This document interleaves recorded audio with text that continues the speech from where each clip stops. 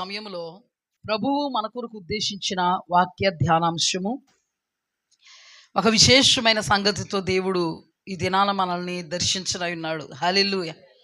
అద్భుతమైనటువంటి రీతిలో దేవుడు మనతో మాట్లాడడానికి ఇష్టపడుతున్నాడు. ఎఫెసీయులకు రాసిన పత్రిక 5వ అధ్యాయము 15-16 వచనములు. దినములు చెడ్డవి గనుక మీరు సమయమును పోనీయక సద్వినియోగం చేసుకొనుచు అజ్ఞానుల వలె కాక జ్ఞానుల వలె నడుచుకున్నట్లు జాగ్రత్తగా చూచుకొనుడి. హల్లెలూయా. జాగ్రత్తలు ఇప్పుడు తీసుకుంటాం. ఇప్పుడు మనం ఏ జాగ్రత్త తీసుకోక్కర్లే, కరుణ మన మధ్యలో లేదు గనుక కదా. కరుణ మన మధ్యలో ఉంటే జాగ్రత్త తీసుకోవాలి, లేకపోతే ఏమైపోతాం?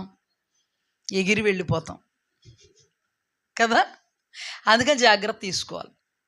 మనం వస్తున్నప్పుడు పిచ్చి కుక్కలు ఊర్లో తిరుగుతున్నాయి అనుకో, జాగ్రత్త తీసుకోవాలి. లేకపోతే పిచ్చి కుక్కలు ఏం చేస్తాయి? మనల్ని కరుస్తాయి. కరిస్తే దాని పర్యవసానం చాలా కష్టంగా ఉంటుంది. పత్యం చేయడం మొదటి కష్టం మనకి. జాగ్రత్త పడాలి. ఎందుకు? పరిస్థితులు కొంత ప్రతికూలంగా ఉన్నప్పుడు మనం జాగ్రత్త పడాలి. పరిస్థితులు అనుకూలంగా ఉన్నప్పుడు జాగ్రత్త పడచ్చా? ఇప్పుడు జాగ్రత్త పడ్డామా? పడలేదు కదా. ఎందుకు? పరిస్థితులు ఎలా ఉన్నాయి? అనుకూలంగా ఉన్నాయి కాబట్టి. మధ్యలో గ్యాప్లు ఇచ్చి కూర్చున్నామా? లేదు. అదే కరుణ అయితే ఆవిడ దూరం కూర్చుందాం, మేము కూడా చెప్తాం దూరం దూరం మాస్ అందు కదా. కానీ ప్రతికూలతలు ఉన్నప్పుడు జాగ్రత్త పడకపోతే మనకే నష్టం కలుగుద్ది. దొంగలు ఉన్నారు జాగ్రత్త అన్నప్పుడు జాగ్రత్త పడాలి. కుక్కలు ఉన్నాయి జాగ్రత్త అన్నప్పుడు జాగ్రత్త పడాలి. వైరస్లు అటాక్ అవుతున్నాయి జాగ్రత్త అన్నప్పుడు జాగ్రత్త పడాలి. కూరగాయలలో పుచ్చులునే జాగ్రత్త అన్నప్పుడు జాగ్రత్త పడాలి కదమ్మా, కొనేసుకోం కదా. అలాగే ఏమని చెప్తున్నారంటే ఇక్కడ, దినములు చెడ్డవి. చెడ్డ దినాల్లో మనం ఎలా ఉండాలి? జాగ్రత్తగా ఉండాలి. మంచి దినాలలో నో ప్రాబ్లం, కానీ చెడ్డ దినాలలో మనం ఎలా ఉండాలి? చాలా జాగ్రత్తగా ఉండాలి. సమయాన్ని పోనివ్వకూడదు, సద్వినియోగం చేసుకోవాలి. అజ్ఞానుల వలె ఉండకూడదు. అసలు దేవుడు ఎవరు? జ్ఞాని. మనకి జ్ఞానాన్ని ఇచ్చేవాడు. జ్ఞాన వివేకములకు ఆయన ఆధారమైన వాడు. మనల్ని బుద్ధిమంతులుగాను జ్ఞానవంతులుగా ఉండమన్నాడు. జ్ఞానవంతురాలు తన ఇల్లు కట్టుకుంటుంది, బుద్ధిహీనురాలు మూడురాలు పెరికి వేసుకుంటుంది అన్నాడు. అంటే ఇప్పుడు మనం జ్ఞానుల వలె ఉండాలా, అజ్ఞానుల వలె ఉండాలా? దేవుడు మనకి చేస్తున్నటువంటి హితోపదేశం ఏంటంటే, మీరు బుద్ధిహీనులుగా ఉండొద్దు, అజ్ఞానులుగా ఉండొద్దు, జ్ఞానులుగా ఉండండి, వివేకులుగా ఉండండి, అందులుగా ఉండొద్దు, మందత్వంతో ఉండొద్దు, మెలకువతో ఉండండి అని ఈ వాక్యం యొక్క సెమరి, ప్రభు మనకు బోధిస్తున్నటువంటి బోధ యొక్క సారాంశము, వాక్య సారాంశములో దాగి ఉన్నటువంటి సత్యము ఇదే. హల్లెలూయా. మీకు ఇది బైహార్ట్ అయిపోవాలి. దినములు చెడ్డవి గనుక సమయమును పోనీయక సద్వినియోగం చేసుకొనుచు అజ్ఞానుల వలె కాక జ్ఞానుల వలె నడుచుకొనున్నట్లు జాగ్రత్తగా చూచుకొనుడి. ఈ దినాన ఒక విశేషమైన రీతిలోనే ప్రభు మనతో మాట్లాడడానికి ఇష్టపడుతున్నారు. దినములు చెడ్డవి, సమయాన్ని పోనీయకూడదు. దేవుని వాక్యంలో సమయం అమూల్యం. ఆ సమయాన్ని నువ్వు వ్యర్థం చేసుకోవద్దు. సినిమా కథలు, మాటలు, అల్లరి ఆట పాటలు, సినిమా కథలు, మాటలు, అల్లరి ఆట పాటలు వ్యర్థపరచు నీ సమయం, నీకు కలిగిస్తోంది నష్టం. వ్యర్థపరచు నీ సమయం, నీకు కలిగిస్తోంది నష్టం. సమయం అమూల్యం, చేయబోకు మా వ్యర్థం, నీ సమయం అమూల్యం, చేయబోకు మా వ్యర్థం. ఈ పాట పాడుతున్నప్పుడు కొంతమంది జనాలు అంత సీరియస్గా తీసుకోరు. ఎందుకు తీసుకోరో చెప్పనా? సమయం అమూల్యం, వ్యర్థం చేయకు. సినిమా కథలు, మాటలు, అల్లరితో కూడిన ఆటపాటలు వ్యర్థం చేస్తాయి, నీకు నష్టం కలిగిస్తాయంటే అంత బాధపడదు వీళ్ళకి. నీకు నష్టం కలిగిస్తే కాదు, నరకానికి లాక్కుపోతాయంటే బాధపడద్ది కదా కదా. అక్కడ ఏం పెట్టాలి అసలు?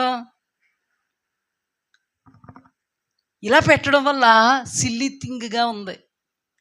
నష్టం కలిగిస్తుంది అంతే. ఏమండి, నష్టం కలిగించడానికి నరకం పోవడానికి చాలా తేడా ఉంటుంది కదండి కదా. నష్టం కలగడానికి నరకానికి పోవడానికి. నష్టం కలిగితే ఏముందండి? నరకానికి పోతే నిజంగా ఒక మాట చెప్పు, దేవుని వాక్యంలో ఏముందో తెలుసా? అల్లరితో కూడిన ఆటపాటలు ఎవరిలో అయితే ఉంటాయో వాళ్ళు వీలుపట్టి చీకట్లో ఉంటారు. అంటే దాని అర్థం నరకంలో. పిచ్చాపాటి కబుర్లు ఎవరైతే మాట్లాడతారో వాళ్ళు ఎక్కడ ఉంటారంట? నరకంలో. సరస్సోక్తులు ఎవరైతే మాట్లాడతారో, భూతులు ఎవరైతే మాట్లాడతారో వాళ్ళు ఎక్కడ ఉంటారు? నరకంలో ఉంటారు. మరి ఇక్కడ ఏమని పాడారు? కలిగిస్తోంది నష్టం, నీకు కలిగిస్తోంది నష్టం. వాళ్ళ ఉద్దేశంలో నరకమే పాపం, కానీ నష్టం అనేటోడికి ఆ ఓడు తేలిగ్గా ఉంది. వాళ్ళ ఉద్దేశం కరెక్టే పాపం. కొంతమంది క్రైస్తవులు ఎలా ఉంటారో తెలుసా? పాటలు, ఏ పాటలు? సినిమా పాటలు పాడడం తప్పు కాదు అనుకుంటారు. సినిమాలు చూడడం తప్పు కాదు అనుకుంటారు. బూతులు ఆడడం తప్పు కాదు. సరసోక్తులు, సిల్లి అంటే ఏంటి? ఎటకారాలు, డబల్ మీనింగ్ డైలాగ్స్ మాట్లాడడం తప్పు కాదు అంటారు. కానీ వాక్యంలో నేను చాలాసార్లు మీకు చూపించాను, అపవిత్రులు ఎక్కడుంటారు? నరకంలో ఉంటారు. ఇవి మనల్ని ఏం చేస్తాయి? అపవిత్రపరుస్తాయి. మార్కు సువార్తలో సాక్షాత్ యేసుక్రీస్తు ప్రభువారు మిమ్మును అపవిత్రపరిచేవి ఇవి. అపవిత్రులు ఏమైపోతారు? అపవిత్రమైన స్థలాల్లో ఉంటే మనం ఏమైపోతాం? అపవిత్రమైనవి చూస్తే మనం ఏమైపోతాం? అపవిత్రమైన వాటితో సాంగత్యం చేస్తే మనం ఏమైపోతాం? అపవిత్రులు అయిపోతాం. అపవిత్రులు ఎక్కడ ఉంటారు ఇప్పుడు చెప్పు? సినిమా కథలు, మాటలు, అల్లరి ఆట పాటలు వ్యర్థపరచు నీ సమయం, నిన్ను నడిపిస్తోంది నరకం. వ్యర్థపరచు నీ సమయం, నిన్ను నడిపిస్తోంది నరకం. దినములు చెడ్డవు గనుక సమయాన్ని పోనీకు సద్వినియోగపరుచుకోండి అమ్మా, లేకపోతే మీకు నష్టం కలుగుద్ది అంటున్నాడా? నరకం వస్తుంది అంటున్నాడా? నరకానికి పోతాం. నరకానికి పోవడం ఈజీ ఏంటండి అని అనుకుంటున్నారేమో. చాలా ఈజీ. నరకానికి పోవడం ఈజీ ఏంటండి అని అనుకుంటున్నారేమో. చాలా ఈజీ. పరలోకానికి వెళ్ళిపోవడం పెద్ద కష్టం ఏంటండి అనుకుంటున్నారేమో. చాలా కష్టం. అర్థమైందా? జాగ్రత్తగా దేని చేద్దాం. దినములు చెడ్డవి గనుక మీరు సమయాన్ని పోనీయక సద్వినియోగపరుచుకొనుచు అజ్ఞానుల వలె కాక జ్ఞానుల వలె నడుచుకునుటకు జాగ్రత్త పడండి. జాగ్రత్త పడండి, లేకపోతే ప్రమాదం పొంచుంది. ఈ ప్రమాదం ఎక్కడికి తీసుకెళ్ళిపోద్ది? మనల్ని నరకానికి నడిపిస్తుంది. మహాపరిశుద్ధుడా, గొప్ప దేవా, ఈ సమయంలో మీరు మాతో మాట్లాడితే మేము బ్రతుకుతాం, బ్రతకగలుగుతాం. నీవు ఏ అంశముతో ప్రభువా, ఏ అంశముతో ప్రభువా గాడిదను నీ వాక్కును ప్రకటించడానికి ఏర్పాటు చేసుకున్న ఒక సాధనాన్ని నా నోట గుండా ఏ మాట మీరు విడుదల చేయబోతున్నారో, ఈ సమయంలో ఏది మాకు ప్రయోజనం, ఏది క్షేమమో బంధించమని యేసు అతి పరిశుద్ధ నామమున అడిగి వేడుకుని పొందుకుని నామ పరమ తండ్రి, ఆమేన్. చూడండి, మన మేలు కోరినటువంటి దేవుడు, మన క్షేమాన్ని కోరినటువంటి దేవుడు, మన నిత్యత్వాన్ని కోరుకున్నటువంటి దేవుడు, ఆయన పదే పదే ఆయన స్వరం వినిపిస్తూ మనతో మాట్లాడుతూ లెక్కలేనటువంటి సార్లు మనతో ఆయన స్వరాన్ని వినిపిస్తూ మాట్లాడుతూ హెచ్చరిస్తూ గద్దిస్తూ మనకు బుద్ధి చెప్పుతూ ఉన్నది ఎందుకో తెలుసా? మనల్ని అమితంగా ప్రేమించినందుకు. మనల్ని విడిచిపెట్టుకో జాలక, మనం ఎక్కడ చేజారిపోతామో అని. ఒకటికి 2 సార్లే కాదు, ఎన్నిసార్లు అయినా కూడా విసుగు లేకుండా మనతో మాట్లాడడానికి దేవుడు ఇష్టపడుతున్నారు. హల్లెలూయా. ఆ మాటలు విసుగు లేకుండా చెప్పడానికి మేము కూడా ఇష్టపడుతూ ఉన్నాం. ఎందుకంటే దేవునితో కలిసి పరలోక రాజ్యాన్ని కట్టు నిమిత్తము ఏర్పాటు చేయబడిన వాళ్ళము గనుక. హల్లెలూయా. ఇది ఎన్నో మనలు మనం ధ్యానం చేసుకున్నాను. ఈ అధ్యయనం వేరు, ఈ కోణాలు వేరు. అవకాశం ఇస్తూ ఉన్నాడు దేవుడు మనకి. సమయం గడిచిపోతూ ఉన్నా, క్షణాలు పొర్లిపోతున్నా, దినములు గడిచిపోతూ ఉన్నా, ప్రతి దినం మనకు అవకాశాలను ప్రభువు ఇస్తూనే ఉన్నారు. ఎందుకు అవకాశాలను ఇస్తారు? అవకాశాలను సద్వినియోగం చేసుకోకపోతే ఏం జరుగుతుంది? మనల్ని ప్రేమించిన దేవుడు మనల్ని జీవింప చేయాలి అనే ఉద్దేశ్యముతోనే మనకు అవకాశాలు ఇస్తూ ఉన్నారు. ఈ అవకాశాలు మనం సద్వినియోగం చేసుకుంటే బాగుపడతాం, నిత్యరాజ్య వారసులు అవుతాం. సద్వినియోగం చేసుకోకపోతే బాగోకుండా అయిపోతాం, నిత్య నరకాగ్ని పాలు అయిపోతాం.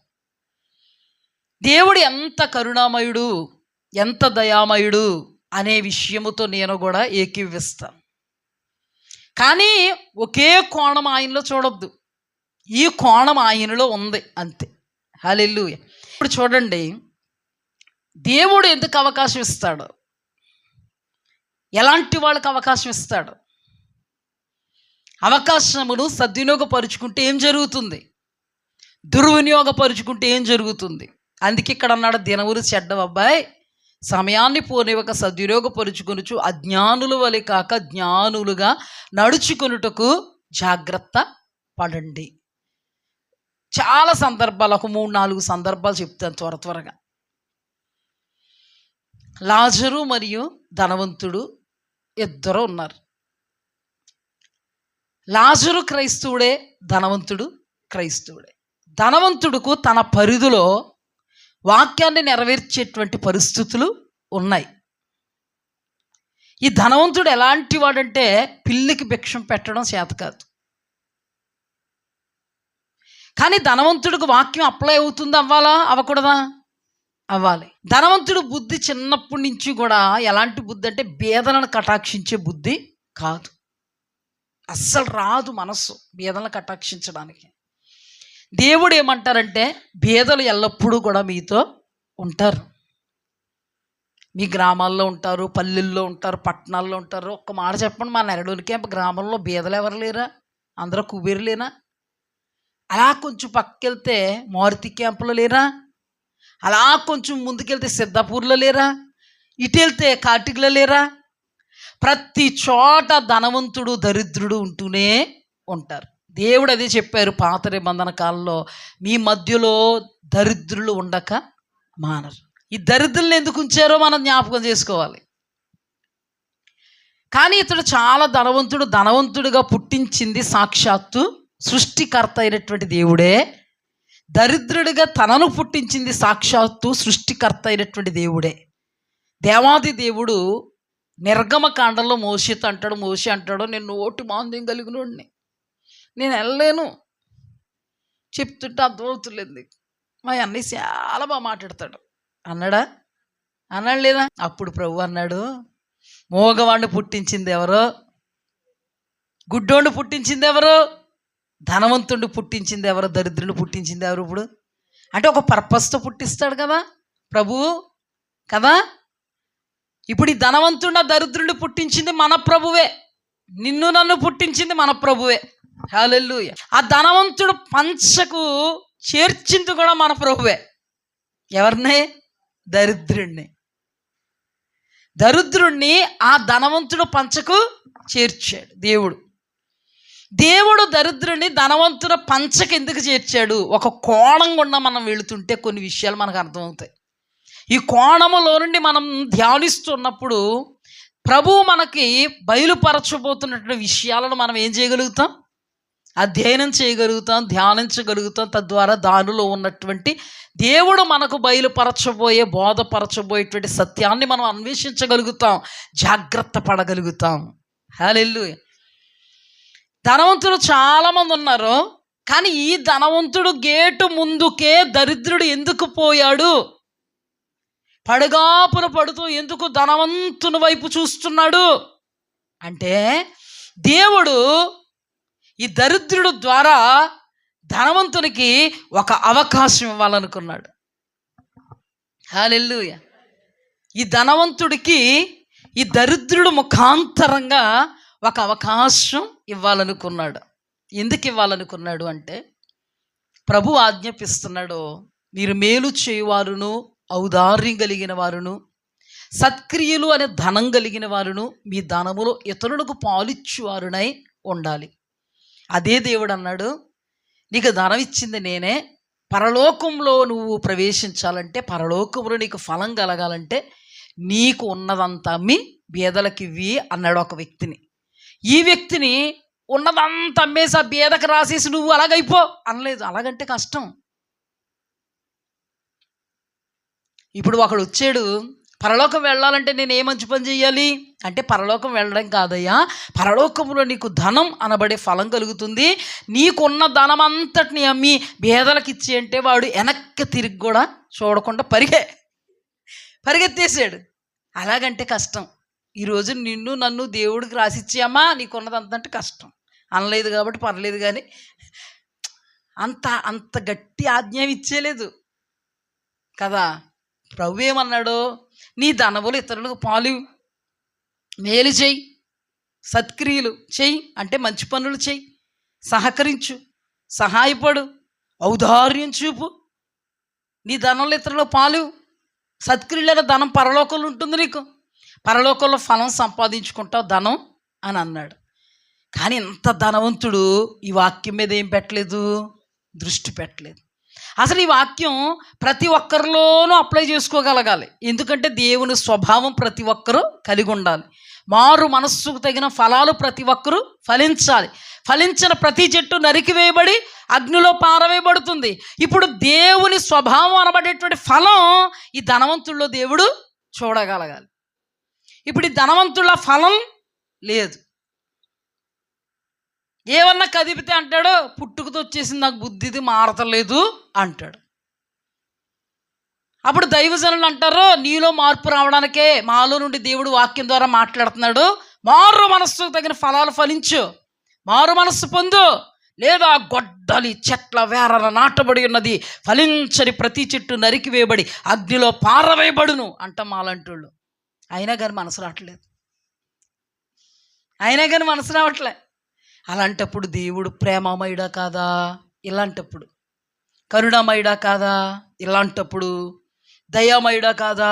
ఇలాంటప్పుడు ఆయన ప్రేమమయుడు, కరుణామయుడు, దయామయుడు కాబట్టే ఒక అవకాశం ఇవ్వాలనుకున్నాడు. ఇదే చివరి అవకాశం. ఎన్ని అవకాశాలు ఇచ్చాడు? దైవజనుల ద్వారా ఎన్ని మార్లు వాక్యం వినిపించాడు. అన్ని మార్లు కూడా వాక్యాన్ని దాటుకుని వెళ్ళిపోయాడు. ఈసారి టైం ఎక్కడికి వచ్చింది? దగ్గరికి వచ్చింది. మనకు టైం దగ్గరికి వచ్చేటప్పటికి అవకాశం ఇచ్చి చూడాలని అనుకుంటాడు. అందుకని అవకాశం ఇవ్వాలని ప్రేరేపించాడు దరిద్రుణ్ణి. ఆ దరిద్రుడు దైవాత్మ చేత నింపబడినోడు. ఆ దరిద్రుడు శరీరకంగా తినడానికి తిండి, కట్టుకోవడానికి బట్ట, ఉండడానికి నివాసం లేకపోయినను పరలోక రాజ్యములో ఫలాలు కలిగినటువంటి అనుభవంలో ఉన్నాడు. అతడు ఎంత ఆత్మ సంబంధమైన ధనవంతుడంటే, అతనికి తినడానికి తిండి లేకపోయినా, కట్టుకోవడానికి బట్ట లేకపోయినా, ఉండడానికి నివాసం లేకపోయినా, శరీరానికి సుఖం లేకపోయినా, శరీరం నుండి కురుపులైనా, కుక్కలు వచ్చి నాకుతున్నా అతను చేసే పని ఏంటంటే అందులో కూడా దేవుడిని ఎత్తుక్కోవడం. హల్లెలూయా. ఆ పెంట మీద ముక్కలు తింటున్నప్పుడు కూడా పెంట మీద ఉన్న ముక్కలను బట్టి స్తుతించడం. ఆ కుక్కొచ్చు కురుపులు నాకుతున్నప్పుడు కూడా ఏ మనుష్యుడు నన్ను ముట్టుకోవడానికి ఇష్టపడట్లే. ఆహా, కుక్కలు నాకుతుంటే సవాదిగా ఉండి నిద్ర పట్టేస్తుంది. ప్రభువా నీకు స్తుతి కలుగుగాక. ఏ మనుష్యులు సహవాసం చేయకపోతుంటే కుక్కలు చక్కగా నాతో సహవాసం చేస్తున్నాయి. ప్రభువా నీకు స్తుతి కలుగుగాక. ఈ రీతిగానైనా నన్ను పోషిస్తున్నావు, నీకు స్తుతి కలుగుగాక. కొంతమంది క్రైస్తవులు ప్రబుద్ధులు ఉంటారండి, అన్నీ ఉంటాయి, ఒకటే ఉండదు. ఆ ఒక దానికోసం ఎడుతూ ఉంటారు. కొంతమంది ప్రబుద్ధులు ఈయనకి ఏమీ లేవు, ఏమీ లేకపోయినా పెంట మీద ఉన్న దాంతో కూడా దేవుని స్తుతించే అనుభవం. మొట్టమొదటగా ఇచ్చినటువంటి జీవితాన్ని బట్టి స్తుతిస్తూ, ఇచ్చినటువంటి ఆయుష్కాలాన్ని బట్టి స్తుతిస్తూ, తినడానికి తిండి లేదు కదా అబ్బాయి అన్నామనుకో, పెంట మీద ముక్కలు నాకే అంటాడు. సహవాసం చేసేవాళ్ళు ఎవరు లేరు కదా అబ్బాయి అన్నారనుకో, కుక్కలతో సహవాసం చేస్తున్నాం, విశ్వాసం కలిగినవి అంటాడు. నిన్ను ఎవరు ఇలా టచ్ చేయడానికి కూడా ఇష్టపడట్లేదు కదంటే, కుక్కలు వచ్చి నాకుతున్నాయి, కురుపులు సవాదిగా ఉంది అంటాడు. ప్రతి దానిలో కూడా మైనస్లో ప్లస్ వెతుక్కుంటాడు, మైనస్లో ప్లస్ వెతుక్కుంటాడు, మైనస్లో ప్లస్ వెతుక్కుంటాడు. మనకు కోకొల్లల ప్లస్ల్లో మైనస్ ఎక్కడుందని వెతుక్కుంటూ ఉంటారు క్రైస్తవులు. ఏ క్రైస్తవుడు మంచోడు? లాజరు మంచోడా, మనం మంచోడుమా? లాజరు మంచివాడు, చాలా మంచివాడు. అందుకని ఇతడు దైవాత్మ సంభూతుడు, దైవాత్మ ఆవేశంతో ఏ ఇంటి గడప ముందు నిలబడాలో దేవుని చేత బోధింపబడి ఒక అవకాశాన్ని ఇవ్వడానికి దేవాది దేవుడు ఈ దరిద్రుడు ముఖాంతరంగా అతను దర్శించాలనుకున్నాడు. హల్లెలూయా. అంత దీనస్థితిలో ఉన్నవాడిని చూస్తే కడుపు ఏమవుద్ది? తరుక్కుపోద్ది. హృదయం ఆగుద్దా? ఒక సాటి మనిషి పరిస్థితి మన కళ్ళ ముందే, మన గేటు ముందే, మన సహాయం కోసం వచ్చినోడు పరిస్థితిని బట్టి మనం ఏం చేయగలుగుతాం? ముందుకు సాగగలుగుతాం. ఈ ధనవంతుడు ఎంత కఠినాత్ముడో ఒక్కసారి మనం ధ్యానించాలి. ఎంత కర్కశమైనోడో ఒక్కసారి ధ్యానించాలి. అతడు పైకి మనిషిలా కనబడుతున్నాడు, కానీ నాకు ఎలా కనబడుతున్నాడంటే బండరాయి. ఈ బండరే కరగదు. భార్య ఏమైపోయిందంట? ఉప్పు స్తంభం కింద కనబడుతుంది. ఎవరో? లోతు భార్య. కానీ ఇతను ఎలా కనబడుతుందో తెలుసా? బండరాయి. ఈ బండకేసి బట్టలేసి బాతే బండ కదులుతుందా? కదులుతుందా? ఈ బండ హృదయం కూడా కదలట్లేదు. అసలు ఈ ధనవంతుడికి ధనం ఇచ్చింది దేవుడే, పంచపక్ష పరమన్నాలు తినగలిగే స్థితి ఇచ్చింది దేవుడే, ఓదా రంగు వస్త్రాలు, సన్నపనార వస్త్రాలు, పట్టు వస్త్రాలు ధరింపజేసింది దేవుడే. ఎవరు కూడా అర్జీ పెట్టుకుని ధనవంతులకు పుట్టరండి. లేకపోతే మా తాత ముత్తాతలు ఐశ్వర్యవంతులండి, వాళ్ళ కొడుకులు పుట్టాను కాబట్టి ఇప్పుడు కోట్లకు పడగలుగుతాను అనడానికి వీలు లేదు. అందుకే దేవుడు ఆకాశ పక్షులకి దేవుడు ఏదైతే సమకూర్చి పెట్టాడో దానిని ఆకాశ పక్షులు కూర్చుకుంటున్నాయి. హల్లెలూయా. ఇదేనా మనుష్యులుగా మనకు కూడా ఆ ఉద్యోగాన్ని దేవుడు సమకూర్చి పెట్టాడు కాబట్టే దుడుచుకుని మనం తెచ్చుకుని తినగలుగుతున్నాం. హల్లెలూయా. ఆ చేతి పనిని దేవుడు పెట్టాడు కాబట్టే, ఆ వ్యాపారాన్ని దేవుడు పెట్టాడు కాబట్టే, ఇదిగో నువ్వు ఏదైనా చేయగలుగుతున్నావు అంటే ఆ శక్తిని నీకు ఇచ్చాడు కాబట్టే. నా రెక్కల ముక్కలు నాకు ఆయా కష్టం అంటారు. ఏంటో అర్థం అవుతుంది. నీ రెక్కల ముక్కలు కాదు, దేవుడు ఓడగొట్టేటట్టు ఉంటాయి నీకు. అందుకే దేవుని వాక్యంలో ఇశ్రాయేలీలకు ఆహారాన్ని పంపిస్తే అద్భుతంగా పంపించింది దేవుడు, కూర్చుకోమన్నది దేవుడు. ఈరోజు ఆ ఉద్యోగమైనా అద్భుతంగా పంపించింది దేవుడు, ఆ వ్యాపారాన్ని అద్భుతంగా పంపించింది దేవుడు, ఆ చేతి పనులు అద్భుతంగా పంపించింది దేవుడు, నీకు శక్తి ఇచ్చింది దేవుడు, జ్ఞానం ఇచ్చింది దేవుడు, బుద్ధి ఇచ్చింది దేవుడు, వివేకం ఇచ్చింది దేవుడు. నా రెక్కల ముక్కలు అంటావు ఎందుకు? కొంతమంది అంటారు మా ఓళ్ళది ఏం లేదండి, ఇది మా కష్టార్జితం. రెక్కలు ముక్కలు చేసుకుని మా ఆయన నేను సంపాదించుకున్నాం. ఎన్ని సంవత్సరాలు వచ్చాయి మీ ఆయనకి? 60. ఇప్పుడు చేస్తాడా? నీకెన్ని వచ్చాయి? 50. ఇప్పుడు చేస్తావా? మరి రెక్కల కష్టం కదమ్మా, సచ్యూరుకు ఉండాలి కదా. నువ్వు ఉన్నంతసేపు నీ రెక్కల కష్టం ఉండాలి కదా. నువ్వు ఉన్నంతసేపు నీ రెక్కల కష్టం ఉండాలి. నువ్వు ఉన్నంతసేపు కూడా ఆ యవ్వన ప్రాయంలో ఎలా దుడిసావో అలాగా దుడిసేయాలి. అలాగే ఎలా కుదురుద్దండి? మరి ఇది ఎలా కుదురుద్దండి? కాకోలములకు దేవుడు ఎలాగైతే అద్భుతంగా అనుగ్రహిస్తున్నాడో నీకు నాకు కూడా దేవుడు అద్భుతంగానే అనుగ్రహిస్తున్నాడు. అది కూర్చుకోవడం మన బాధ్యత. హల్లెలూయా. నీకు ఒక ఉద్యోగం ఇచ్చాడు. ఆ ఉద్యోగంలో నువ్వు చక్కగా నీ పని చేసుకుంటే నీకు నెలకి జీతం వస్తుంది. అలా కూర్చుకోవడం నీ బాధ్యత. అంతేగాని నువ్వు ఒక పని చేయి, నాకు దేవుడు ఉద్యోగం ఇచ్చాడు, నేను చేతులు ముడుచుకుని ఇంటి దగ్గర కూర్చుంటాను అంటే నువ్వు కూర్చుకున్నట్టు. 2వ రోజు 3వ రోజు చూసి 4వ రోజు ఇంకోటికి ఇచ్చే నేను పీకెత్తాడు. అంటే దీనిలో ఉన్నటువంటి లోతు ఏంటి, అర్థం ఏంటో తెలుసా? ఏ మనుష్యుడు తన సొంత శక్తి సొంత జ్ఞానమును బట్టి సంపాదించుకోడు. ఆకాశ పక్షులు పోషిస్తున్న దేవుడే మనల్ని పోషిస్తున్నాడు. ఆయన మనకు ఉద్యోగం ఇచ్చినా, వ్యాపారం ఇచ్చినా, చేతి పనులు ఇచ్చినా ఆయన మనకి ఇచ్చిన దాన్ని మనము కష్టపడి పనిచేసి కూర్చుకుంటున్నాము. ఆకాశ పక్షులు కూడా కష్టపడే కూర్చుకుంటున్నాయి. హల్లెలూయా, హల్లెలూయా. దేవునికి స్తుతి కలుగుగాక. ఈ విషయాన్ని ఎవ్వరూ మర్చిపోకూడదు, ఎవ్వరు మర్చిపోకూడదు. కళ్ళు నడినెత్తికి ఎక్కిపోకూడదు. కొందరు అంటారు, నేను పనికి వెళ్ళానంటే తిండి తిప్పలు లేకుండా అయినా కూడా ముగించేస్తాను, మరుసటి రోజు జ్వరం, మరుసటి రోజు జ్వరం. నాలాంటి దాన్ని అక్కడికే వెళ్ళి దా పనికి, నిన్నేమన్నావు, ముగించేస్తానన్నా కదా, దా ముగించి. నోట్లోంచి మాట కూడా రాదు. డాక్టర్ గారు రావాలా, ఇంజక్షన్ చెయ్యాలా, ఓ వారం పడక మీద ఉండాలా, అప్పుడు మెల్లగా లేగాల. ఏం పాపం, మరి మన రెక్కల ముక్కలు ఏమయ్యాయి? మన శక్తి ఏమైంది? మన భుజబలం, కండబలం, బుద్ధిబలం, జ్ఞానం ఏమైంది? దేవుడు లేనిదే మనము లేము. హల్లెలూయా. కూర్చున్న, లేచిన, పండుకొని ఉన్న, మేలుకొని ఉన్న దేవుని స్తుతిస్తూ ఉండాలి. అందుకే ఈ రహస్యం దరిద్రుడికి తెలిసిందే. హల్లెలూయా. అన్నీ ఉన్న మనం స్తుతిస్తున్నామో లేదో మాకు తెలియదు, కానీ ఏమీ లేనివాడు ఎల్లప్పుడూ దేవుని వైపే చూస్తున్నాడు. ఓ తెంగరుడు వచ్చి ఎప్పుడు ప్రార్థన ప్రార్థన అంటావు, స్తుతి అంటావు. ఏముందరా నీకు? తినడానికి తిండి ఉందా? కట్టుకోవడానికి బట్ట ఉందా? ఉండడానికి ఇల్లు ఉందా? ఒంటి మీద మాత్రం ఉంది. ఏంటి? గజ్జి, కురుపులు. అసలు స్తుతించడానికి నీకేముంది? ఓ మాట చెప్పనా, మరి ధనవంతుడానికి స్తుతించడానికి ఎంత ఉందో, అలాగైతే ఆ ధనవంతుడికి దేవుడిని స్తుతించడానికి ఎంత ఉంది? చాలా ఉంది. ఎంత స్తుతించాలి? ఏమీ లేనుడు ఎంత స్తుతిస్తున్నాడు?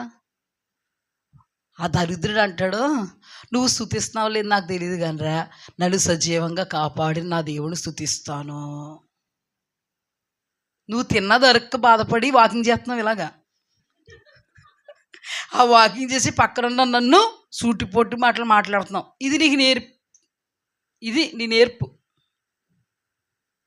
ఈ నీ నేర్పే నా ఓర్పు అయింది. నేను ఓర్పుతో దేవుడిని స్తుతించుకుంటున్నాను. నువ్వేమన్నావు, నేను ఊగిపోను. నువ్వు తినదరక్క తిరుగుతున్నావు. నాకు దేవుడు ఆ పెంట మీద ముక్కలు పెడుతున్న కృతజ్ఞతతో వాకింగ్ చేయక్కర్లేకుండా అరిగిపోతుంది నాకు. నువ్వు నన్ను సూటిపోటిగా పొడవడానికి వాకింగ్ చేస్తున్నప్పుడు వచ్చి మాట్లాడుతున్నావేమో. నీకంటే శ్రేష్టమైన కుక్కలు నాతో సహవాసం చేస్తున్నాయి. ఆ కుక్కలు తినాల్సినవే నేను తింటున్నాను. అయినా కానీ అవి బాధపడతలే. నా కురుపులు నాకుతూ నాకు సహాయం చేస్తున్నాయి. ఇంతకంటే స్తుతించడానికి ఇంకేం కావాలరా ప్రభువుని? అందుకే నేను స్తుతిస్తున్నాను, అందుకే నేను ఆరాధిస్తున్నాను. ఎదుటోడు జ్ఞానోదయం కలుగుద్దా? ఆ వాకింగ్ చేస్తున్నవాడు కలుగుద్దా? ఆ సూటి పొట్టి మాటలు మాట్లాడుతున్నాడు కలుగుద్దా? వెళ్ళరా నీ బతుకంతకి అలాగైపోయింది, సోదుకోరులు చెప్తాను పోయాడు. కానీ తను మాత్రం స్తుతించుకుంటూ ఉన్నాడు. హల్లెలూయా. మనకు అర్థమైంది, తన ఏమనుకున్నాడో తెలుసా? అందరినీ దేవుడు ఒకేలా చేయడు కదా, నన్ను ఎలా డిజైన్ చేశాడు, నన్ను ఎలా చేసుకున్న దేవుడిని స్తుతించడం నా బాధ్యత.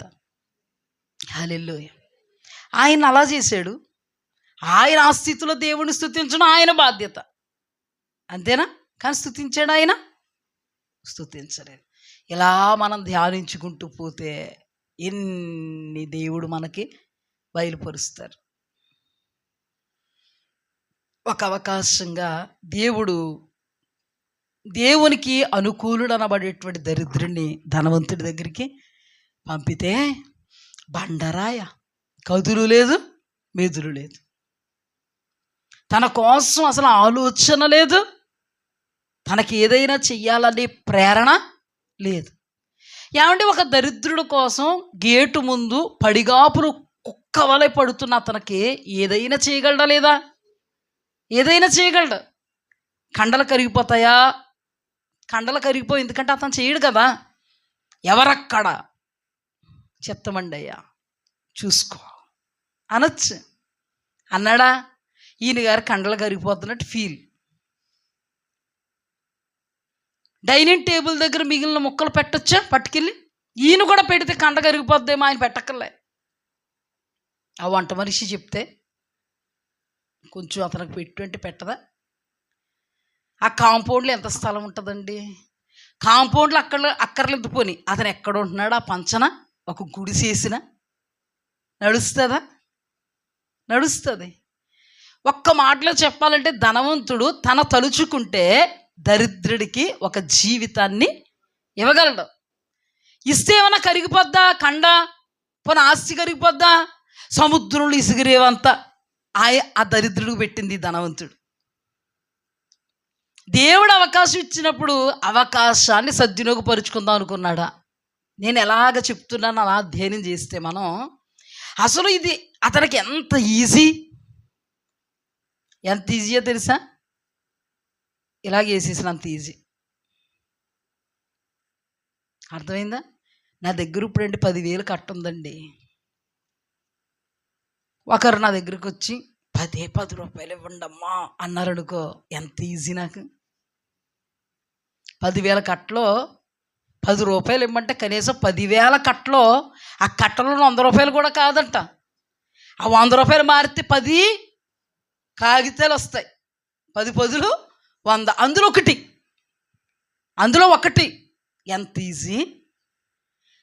అంత ఈజీగా అవకాశాన్ని ఇచ్చాడు దేవుడు. అంత ఈజీగా అవకాశాన్ని సద్వినియోగపరుచుకుంటే ఆ ఒక్క దానితో మారు మనస్సుకు తగిన ఫలాలు ఫలించిన జాబితాలోకి వెళ్ళిపోవచ్చు. హల్లెలూయా. ఎందుకు అలా చెప్తున్నాను? శిలువ మీద దొంగ ఉన్నాడు, అప్పుడు వరకు కూడా దేవుడు అంటే ఏంటో తెలియలేనోడు యేసుక్రీస్తు ప్రభువారితో ఏం మాట్లాడుతున్నాడు?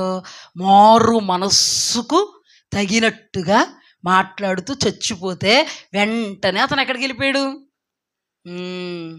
ఇప్పుడు తనకు అవకాశం దేవుడు ఎందుకు ఇచ్చాడు ఈ కోణంలో? ఈ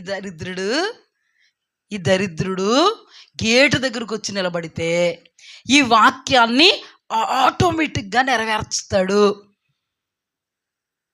అతనికి మేలు చేసినోడు అవుతాడు, ఔదార్యం చూపునోడు అవుతాడు, తన ధనములో ఆ దరిద్రుడికి పాలిచ్చినోడు అవుతాడు.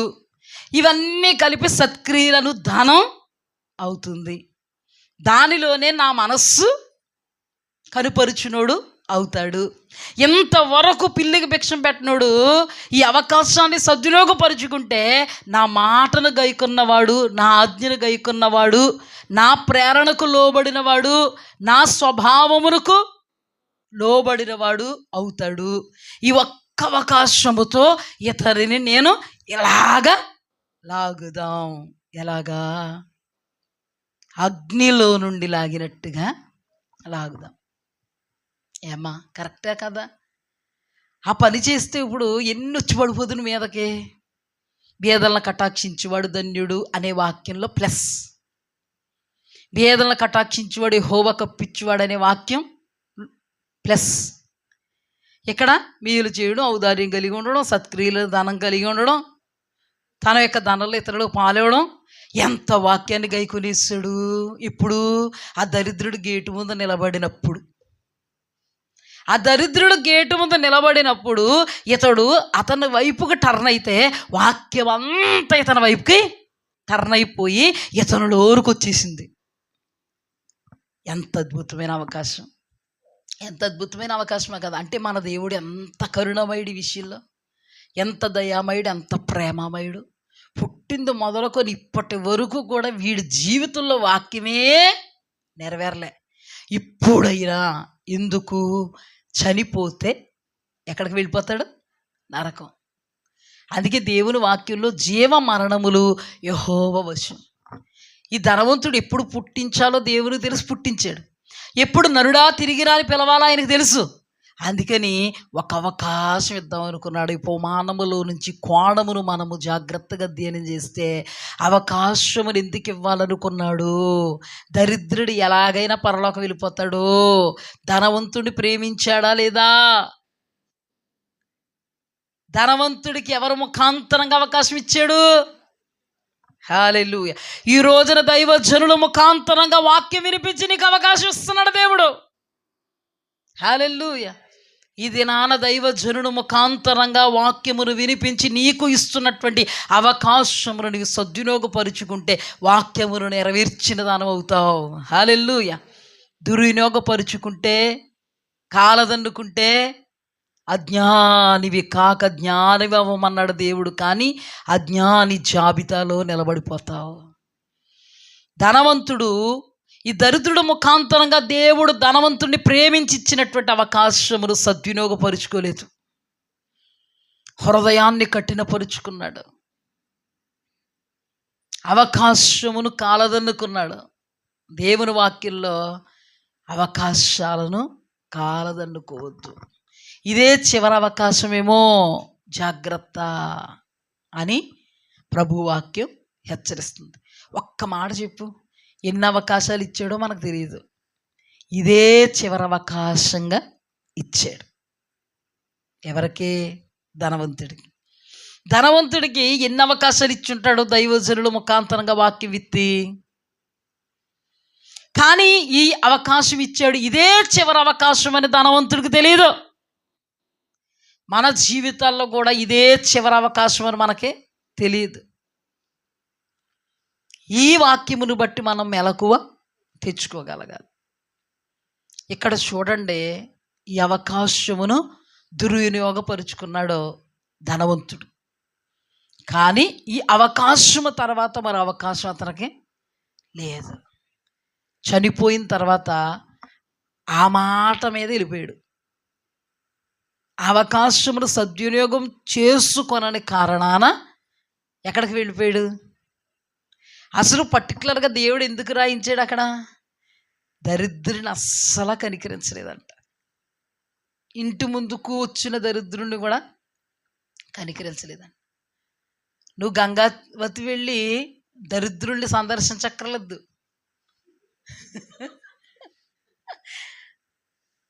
నీ దగ్గరకు వచ్చిన దరిద్రుడే నీకు అవకాశం,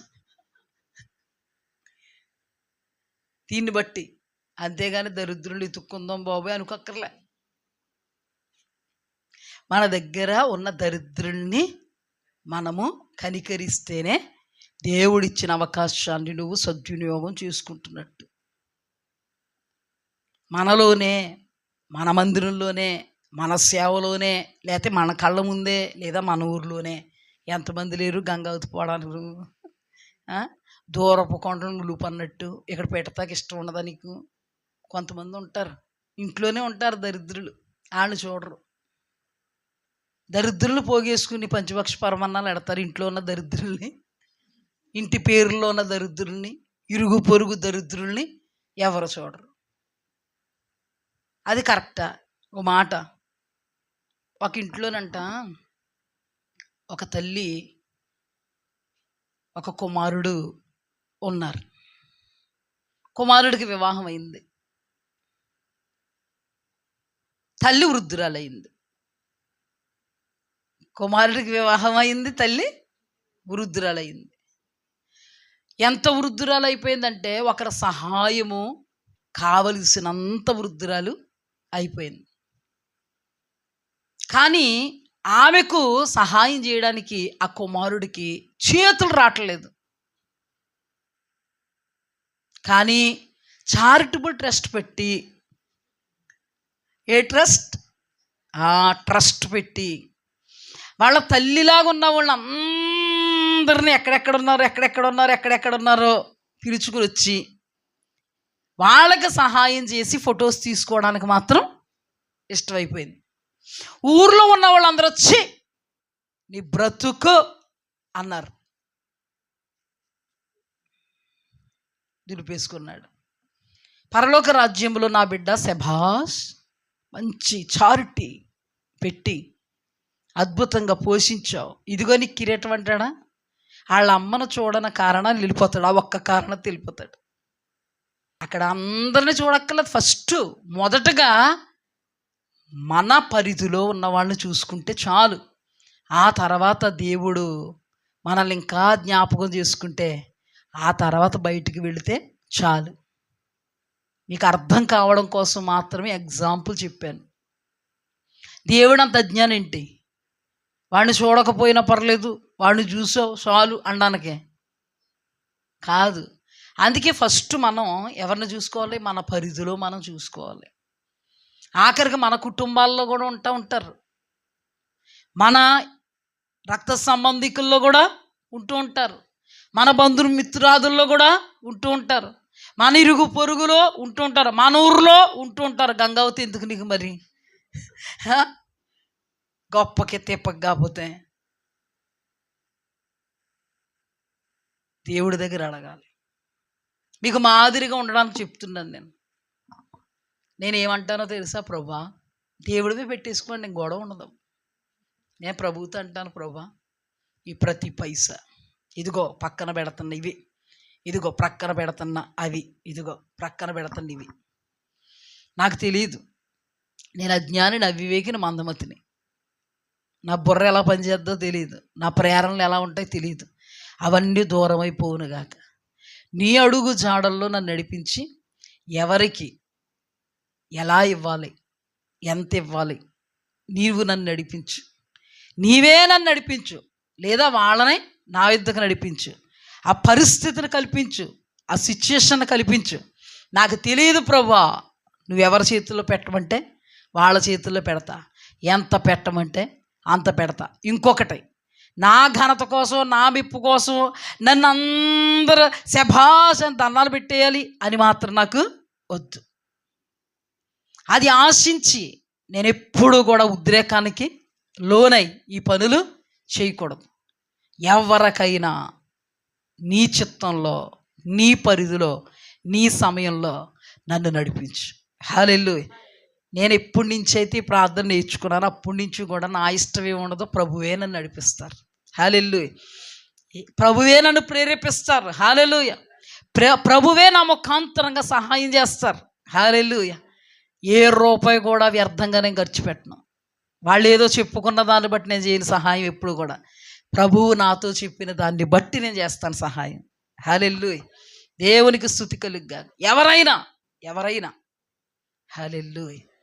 అందుకే మన జీవితంలో మనం ఎవరం? గుడ్డోళ్ళు, కుంటోళ్ళు, మోగోళ్ళు. మనకి దేవుని నేత్రాలు కావాలి, మనకి దేవుని మాట, మనకి దేవుని నడక, మనకు దేవుని ప్రేరణ కావాలి. హల్లెలూయా. ఎందుకో తెలుసా? ఎదుటివాడి హృదయంలో ఏముందో మనకు తెలియదు, వాడి బ్యాక్గ్రౌండ్ ఏంటో మనకు తెలియదు. వచ్చేసి చేతులు నలుపుకొని ఇలాగ అన్నాడు అనుకో, మనం తీరా సహాయం చేశాక తాగేసాడు అనుకో, ఏం జరుగుద్ది అప్పుడు? వ్యర్థం. ఆ తాగుబోతుడు చేతులు పెట్టడానిక, ఆ తిరుగుబోతు తిట్టుబోతు చేతులు పెట్టడానిక? ఎప్పుడు కూడా ఘనతను అపేక్షించి చేయకూడదు. వ్యర్థం. చేసిన ఒకటే, చేయకపోయిన ఒకటే. అలా చేస్తే గొప్ప వచ్చేద్ది అని కొంతమంది చేస్తూ ఉంటారు. ఇలా చేస్తే నన్ను గొప్ప లెవెల్లో ఉన్న వాళ్ళం అనుకుంటారు. ఇలా చేస్తే నాకు ఒత్తుతారు అని చూసుకుని ఎవరికిద్దాం ఎవరికిద్దాం ఎవరికిద్దాం కాదు. హల్లెలూయా. దైవాత్మావేశముతో ఉన్నవాళ్ళు ఎప్పుడూ దేవుని మీద ఆధారపడ్డారు. హల్లెలూయా. అపోస్తుల దినాల్లో ఒక అపోస్తుడు పక్కకు తొలగిపోతే ఎవరికిద్దాం ఎవరికిద్దాం ఎవరికిద్దాం అనుకున్నారా? ఆత్మ కోసం, ఆత్మ సహాయం కోసం, దేవుని చిత్తం కోసం చీట్లేసారా? హల్లెలూయా. ఇప్పుడు మన జీవితంలో కూడా మనం ఏం చేయాలి? వ్యర్థమై పోకూడదు. ఏదైనా కూడా దేవుని ఆత్మ, హల్లెలూయా, దేవుని చిత్తం, ఏం చేయాలనుకున్న దేవుని ప్రేరణ మన జీవితంలో ఉండగలగాలి. ఇప్పుడు చూడండి, ప్రభువు ప్రేరేపించే అవకాశాన్ని ఇచ్చారు. ఇప్పుడు గొప్ప అవకాశాన్ని ఏం చేసుకున్నాడండి? దుర్వినియోగం చేసుకున్నాడు. రానే వచ్చిందండి టైం. ధనవంతుడిని పిలిచాడు దేవుడు. ఓ నరుడా తిరిగిరా అనగానే అని వెళ్ళిపోదాం అనుకున్నాడు. నరకదూతలు వచ్చేసి ఎక్కడికి అంటే అక్కడికి అన్న, అక్కడికి కాదు ఇక్కడికి అని లాక్కుపోయాయి, ఈడ్చుకుపోతున్నప్పుడు పైకి అలా చూసేటప్పటికి దరిద్రుడు ఉన్నాడు. అలా చూసేటట్టు దరిద్రుడు ఉన్నాడు. అప్పుడు కదిలింది రీల్. అయ్యయ్యయ్యా, దరిద్రుడు, దేవుడు నాకు ఇచ్చిన అవకాశం నేను దుర్వినియోగం చేసుకున్నాను అని. నాకింకా 5 ఉన్నారు సహోదరులు, నా బాపతే వాళ్ళు కూడా. అందుకని నేను సమయాన్ని దుర్వినియోగపరుచుకున్నాను, సద్వినియోగపరుచుకోలే. నాకు ఇంకా 5 సహోదరులు ఉన్నారు, వాళ్ళు కూడా సమయాన్ని దుర్వినియోగపరుచుకుంటున్నారు. సమయాన్ని సద్వినియోగం చేసుకుని అజ్ఞానుల వలె కాక జ్ఞానంగా ఉండడానికి వాళ్ళ యొద్దకు ఉపదేశం చేయడానికి, వాక్యం చెప్పడానికి, జరిగిన సందర్భాన్ని వివరించడానికి లాజరును పంపు. అబ్రహాం అన్నాడు, ఎక్కడికి పంపు?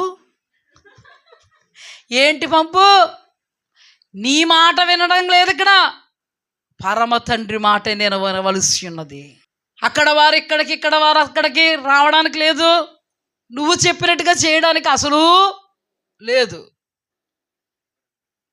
నువ్వంతగా ప్రాధేయపడుతున్నావు కాబట్టి నేను ఒక సలహా ఇస్తాను. నువ్వున్న కాలంలో మోసే ప్రవక్తలు ఎలా ఉన్నారో, నీ అన్నదమ్ముల కాలంలో కూడా మోసే ప్రవక్తలు కూడా ఉన్నారు. వారి మాట వింటే చాలు. హల్లెలూయా. ఈ రోజున మీకు ఉపదేశింపబడుతున్న ఈ వాక్యము వింటే చాలు. దేవుడి వాక్యం ద్వారా మీకు ఇస్తున్నటువంటి అవకాశాన్ని సద్వినియోగపరుచుకుంటే చాలు. ప్రభువు మీకు ఇచ్చినటువంటి అవకాశములో మీరు స్థిరపరచబడతారు. సద్వినియోగం చేసుకునేటువంటి స్థితిని ఈ వాక్యం మీకు ఇస్తుంది. హల్లెలూయా. బేదలను కటాక్షించువాడు ధన్యుడు. బేదలను కటాక్షించువాడు యెహోవాకు అప్పిచ్చువాడు. బేదలను కటాక్షిస్తే దేవుడు మాటను మనం నెరవేర్చిన వాళ్ళం అవుతాం. బేదలు ఎప్పుడూ మనతోనే ఉంటారు. అలాంటి వాళ్ళ పక్షంగా మనం ఏం చేయాలి? కార్యసిద్ధిని కలుగు చేసుకోగలగాలి దేవుని వాక్యాన్ని బట్టి. మీకు క్షుణ్ణంగా అర్థమైందా? ప్రభువు చెప్పిన దాన్ని మనం ఏం చేసుకోకూడదు? దుర్వినియోగం చేసుకోకూడదు. రెండవ సందర్భం, నయోమి దేవుని చిత్తంలో నుంచి బయటికి వెళ్ళిపోయింది. దేవుని చిత్తంలో నుండి బయటికి వెళ్ళిపోయింది. మొట్టమొదటగా మనం ధ్యానం చేసుకున్నది, దేవుడు చెయ్యమన్నవి మనం, ఆజ్ఞాపించినవి మనం చెయ్యాలి. ఆజ్ఞాపించినవి చెయ్యకపోతే దేవుడు ఇచ్చినటువంటి అవకాశాన్ని సద్వినియోగం చేసుకుంటే మనం బాగుపడతాం. రెండవది, మనము దేవుని చిత్తంలో ఉండాలి. దేవుని చిత్తంలో ఉండకుండా సుదూరంగా పారిపోతున్న వాళ్ళను కూడా దేవుడు కృపతో అవకాశం ఇస్తాడు. దేవుని చిత్తము చేయకుండా దేవుని చిత్తములో నుండి దూరంగా పారిపోతున్న వాళ్ళు తమ స్వచిత్తంలో నాశనం అయిపోతే నిత్య నరకాగ్ని పాలైపోతారని, నాశనం అయిపోతారని, మేలును చూడలేరని, కీడులు మాత్రమే వాళ్ళని వెంబడిస్తాయని, సంతోషించి ఉల్లసించి ఉత్సహించలేరని, ప్రభువు వైపుకు తిరగడానికి, చిత్తములో నిలబడడానికి కరుణామయుడు, దయామయుడు, కృపామయుడు అనే దేవుడు అవకాశం ఇస్తాడు. హల్లెలూయా.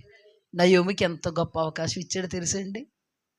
ఈ నయోమి బండరాయి, ఈ నయోమి మొండిరాయి, ఈ నయోమికి ఎన్ని పరిస్థితులు మీదకు వచ్చినా నా చిత్తంలోకి రావట్లేదు.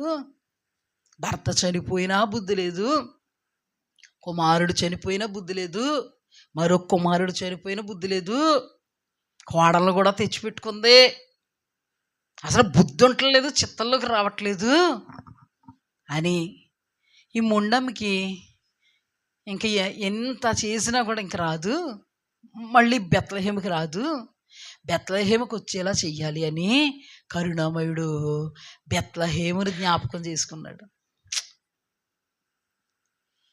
కొంతమంది మొండోళ్ళు బండోళ్ళు మారీళ్ళు భీష్మించి కూర్చుంటారు. ఇలా ఇంకా ఈ మూతి ఇలా బిగించారంటే దాన్ని ఇంక మామూలు రూపుకి తేవడం అసంభవం. మూతి పెట్టారంటే సీద రాదు, ఇంకంతే. అడుగు వెనక్కేసారంటే ఎదరకు రాదు. ఇంకా ఎన్ని పరిస్థితులు వచ్చినా రాదు. ఎంత కొట్టబడుతున్నా, నష్టమైపోతున్నా, ఎంత కీడులు సంభవిస్తున్నా ఇంకా మొండి మొండి మొండి జగమొండి. ఎంత మొండి అంటే సర్వశక్తుడు నాకు మిక్కిలి దుఃఖం కలుగు చేశాడు, ఎప్పుడు నన్ను చూడలేకపోతున్నాడు, అంతే. ఇంకా అన్ని దిప్పులే.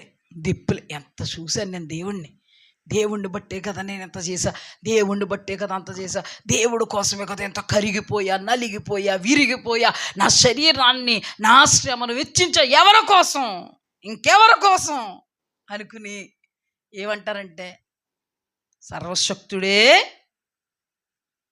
నా విషయంలో పగబడైపోయాడు.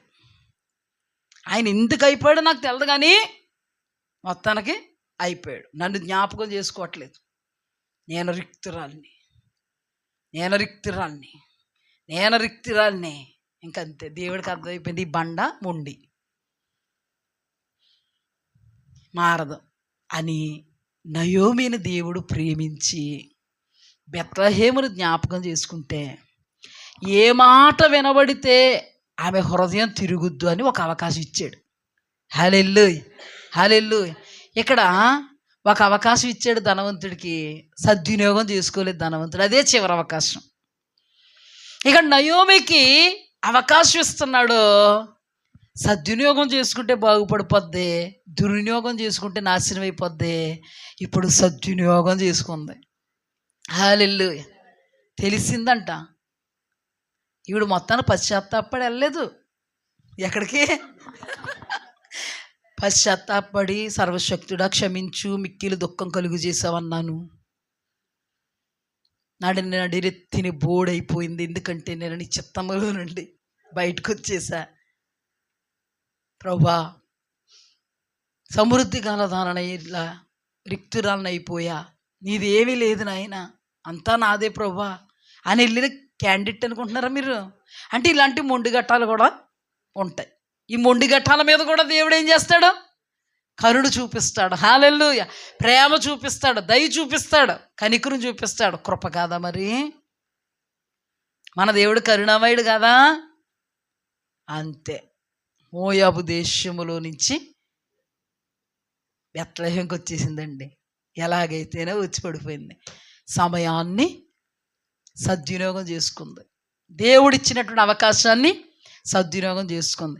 ఎప్పుడైతే దేవుడిచ్చిన అవకాశాన్ని సద్వినియోగం చేసుకుందో దేవుడు ఆమె పక్షంగా కార్యాలు చేయడం మొదలుపెట్టాడు.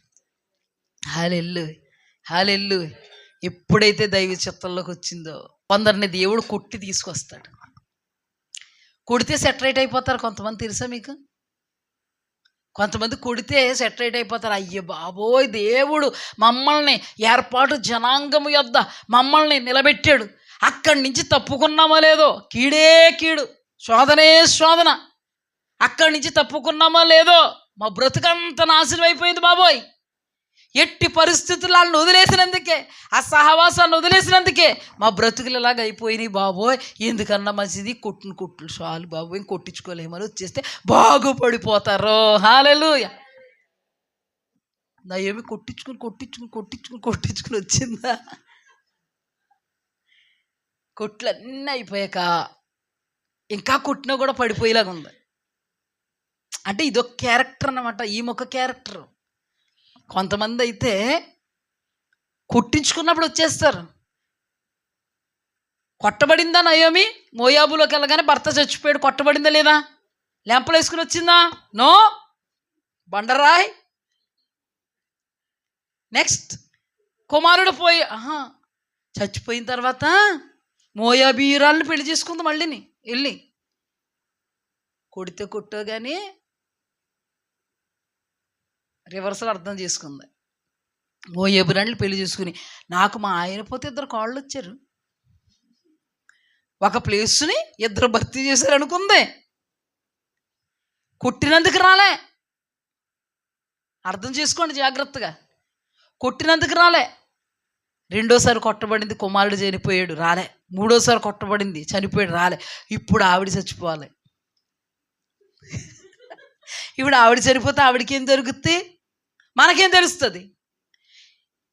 ఈ లోకములో ఉన్న మనకి దృష్టాంతాలుగా ఉండడానికే దేవాది దేవుడు వాళ్ళని మన ముందు పెడుతున్నారు. కొందరైతే దేవుడు కొడతంటే సరెండర్ అయిపోయి దేవునికి అమ్మ బాబోయ్ అని వచ్చేసారు, బాగుపడిపోయారు. హల్లెలూయా. అప్పటి నుంచి మేలులు జరుగుతానన్నాయి. హల్లెలూయా.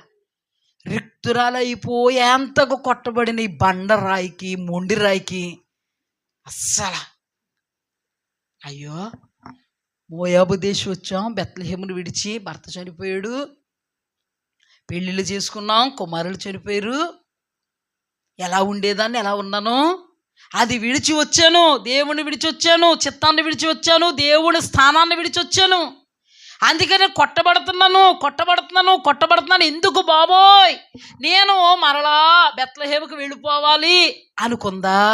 అనుకోలేదు. కాబట్టి మొండికి దేవుడు అవకాశం ఇచ్చాడు. ఇందాక కూడా మొండోడికి దేవుడు అవకాశం ఇచ్చాడు, సద్వినియోగం చేసుకున్నాడా? ఈమె ఎంత మొండామో, కొట్టినా బుద్ధి రాలే. ఇంక ఈవిడ కొడితే బుద్ధి తెచ్చుకోదు. బెత్లెహేములో ఇక్కడ సమృద్ధి ఉందని ఇక్కడికి వచ్చేసింది, అక్కడ సమృద్ధి ఉందంటే అక్కడికి వచ్చేద్ది. దేవునికి తెలుసు, హృదయ అంతరంగాలు తెలుసు. ఆమె ఎందుకు అక్కడికి వెళ్ళిపోయిందో, మళ్ళీ ఎందుకు ఇక్కడికి వచ్చేద్దో దేవునికి తెలిసి, నయోమిని దేవుడు ప్రేమించి, నాశనం అయిపోద్ది ఇక్కడ ఉంటే, నేను కొడతన్నా కూడా మొండిది, జగముండి ఎట్టి పరిస్థితుల్లో కూడా మారట్లేదు అని కరుణా సంపన్నుడు ఏం చేశాడంటే ఇక్కడ సమృద్ధి ఇచ్చి ఆ విషయం ఆమెకి తెలియజేస్తే ఆమె హృదయం టర్న్ అయింది. మన దేవుడు ఎంత మంచివాడు అనుకోవచ్చు. కొట్టి కొట్టి కొట్టి ఇదే అవకాశం,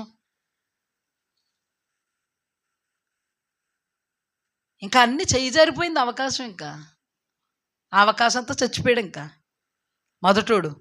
ఈమె కూడా ఇప్పుడు అదే అవకాశాన్ని కాలదన్నుకుందంటే ఆమె పరిస్థితి కూడా మోయాబు దేశంలోనే ఎవరొకరు చేసేస్తారు. భూస్థాపన కార్యక్రమం అక్కడే జరుగుతుంది. కానీ అవకాశం ఇచ్చిన దేవుడు ఎంత గొప్పోడు ముందు. హల్లెలూయా, హల్లెలూయా. ఎలాగ వస్తుందో తెలుసు. ఫస్ట్ కొడితే వచ్చేద్ది అనుకున్నాడు, రాలేదు. కానీ కొందరు తమ జీవితాల్లో కొట్టబడ్డాక వచ్చేసారు, తమ స్థానంలోకి బాగుపడిపోయారు. హల్లెలూయా. కొడితే వచ్చేద్దరు, కొట్టిన రాలే. కొడితే కొట్టో అన్నట్టుంది, నావన్నీ నాకు ఇచ్చేది. ప్రభువుకి తెలిసి అప్పుడు ప్రేమించిన దేవుడు ఎక్కడ సమృద్ధి ఉందంటే నా బిడ్డ తప్పకుండా వస్తుంది, ఒక అవకాశం ఇచ్చి చూద్దాం అని అనుకుని సమృద్ధి అనబడే ఆ ముఖాంతరంగా ఒక అవకాశం ఇచ్చాడు. ఆ పరిస్థితి ముఖాంతరంగా ఒక అవకాశం ఇచ్చాడు. ఈ పరిస్థితుల ముఖాంతరంగా కొట్టి ఈ పరిస్థితులు అలా చేసినప్పుడు తిరగలే. చివరి అవకాశంగా ఆ పరిస్థితుల్లో నుండి ఒక అవకాశం ఇస్తే టర్న్ అయింది. హల్లెలూయా. టర్న్ అయ్యి ఏదో విధంగా దేవుడిచ్చినటువంటి అవకాశంలో అడుగుపెట్టింది. అంటే దేవుడు ఈ లైన్లో రాలేదు, వదిలేదు, లైన్లో పెట్టన్నా తీసుకొద్దామని అనుకున్నాడు. ఈ అవకాశములో వచ్చేసింది. హల్లెలూయా. అప్పటి నుంచి ఆమెకి ఏది తక్కువ కాకుండా దేవుడు చూసుకున్నారు. ఆమెకు కన్న బిడ్డనిచ్చినట్టుగా మనవణ్ణి ఇచ్చారు. హల్లెలూయా. ఆమె బ్రతుకప్పుడు బాగుపడింది. మన జీవితాల్లో కూడా దేవుని చిత్తాన్ని మరిచి, దేవుని స్థానాన్ని మరిచి, దేవుని ఆలోచనను మరిచి, ఒకవేళ ఆయన చిత్తములో నుండి సుదూరంగా పారిపోతే కొడుతున్నప్పుడే అది అవకాశంగా భావించి వచ్చేస్తే మేలు. హల్లెలూయా. పుష్ప గారు నాతో ఎప్పుడు అంటారమ్మా, మిమ్మల్ని విడిచి వెళ్ళిపోయాం, నిజంగా మిమ్మల్ని విడిచి వెళ్ళిపోయాం కాబట్టి మా మీద కీడులు ఏలుబడి చేసే లేమి ఏలుబడి చేసింది, ఉన్నాయన్నీ అమ్ముకున్నామమ్మా. అమ్మా ఏ రోజు కూడా మీకు దూరం కాకూడదని చేయండి అమ్మ, ప్రార్థన చాలన్నారు. హల్లెలూయా. ఎంత గొప్ప అండి. గొప్పోళ్ళు అంటే ఎవరో కాదండి, ఉన్న పరిస్థితులను కూడా అర్థం చేసుకుని ఆ పరిస్థితులను బట్టి తక్కువైపోతున్నాం బాబోయ్ అని అనుకోవడంలో ఏం అరగదు. ఆమె మీద నాకు విలువ పెరిగింది. ఎవరైనా మేము తక్కువైపోతాం, మేము ఎందుకు వచ్చింది ఏం మాట్లాడకూడదు అనుకుంటారు. ఆ తల్లి ఎప్పుడు కూడా, నేను మొన్నటికి మొన్న ప్రార్థన, శుక్రవారం ప్రార్థన అదే మాట, ఎప్పుడు అదే మాట మాట్లాడతారు ఆ తల్లి. అమ్మా తెలియక చేసాం. ఎప్పుడు చూసారా మేమైపోయామో, మీ దగ్గరికి వచ్చాక మళ్ళీ బాగుపడ్డామమ్మా. ఎప్పుడూ విడవకూడదమ్మా మిమ్మల్ని, మా కోసం మీరు అదే ప్రార్థన చేయండి, చచ్చిపోయే వరకు మిమ్మల్ని విడవకూడదు. హల్లెలూయా. వచ్చేసారు కాబట్టి ధన్యులైపోయారు, భాగ్యవంతులు అయిపోయారు, శ్రీమంతులు అయిపోయారు. నయమొచ్చిందా? బాగొట్టుకున్న తర్వాత ఇంకా కరుణించి దేవుడు ఏం చేశాడు, అవకాశం ఇస్తే అవకాశంలో నిలబడితే ఏం జరిగింది? అద్భుతం జరిగింది. హల్లెలూయా. మనం కూడా దేవుని చిత్తానికి విరోధంగా ఉన్నామేమో. దేవుని చిత్తం అనేది చాలా ప్రాముఖ్యం. ప్రభువు చివరి అవకాశంగా ఇస్తున్నాడేమో, వాక్యం ద్వారా నీతో మాట్లాడుతున్నాడేమో. జాగ్రత్త. బాగుపడాలి అనుకుంటే వాక్యము ద్వారా చిత్తము నిమిత్తం దేవుడు నీతో మాట్లాడుతూ నీ మాటలకు సరెండర్ అవ్వు, బాగుపడతావు. హల్లెలూయా. దేవుని చిత్తములో ఉంటే నీకు క్షేమం. దేవుడు నిలవబెట్టినటువంటి స్థానములో ఉంటే నీకు క్షేమం. దేవుడు నడిపించిన నడిపింపులో ఉంటే నీకు క్షేమం. లేకపోతే నీ జీవితానికి అది క్షామం అయిపోద్దని దేవుడు ప్రేమించి మాట్లాడుతున్నాడు. హల్లెలూయా. హల్లెలూయా. ఎంత కరుణమయుడండి దేవుడు ఈ విషయంలో. అవునా కదా? దేవునికి స్తోత్రం. ఇది మరొక సందర్భం కదా. మొదటిది ఏ సందర్భం?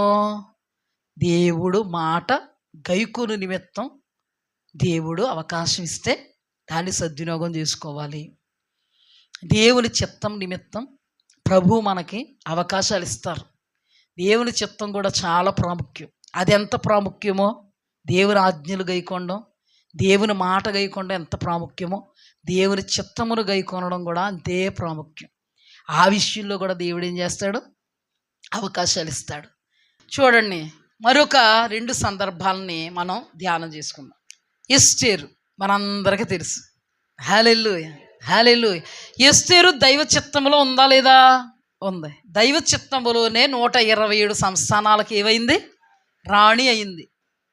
దైవ చిత్తములో ఉందా కానీ దైవ చిత్తములు ఎందుకుంది, ఏం చేయడానికి దేవుడు దైవ చిత్తంలో నిలబెట్టాడు అనే విషయాన్ని మర్చిపోయింది.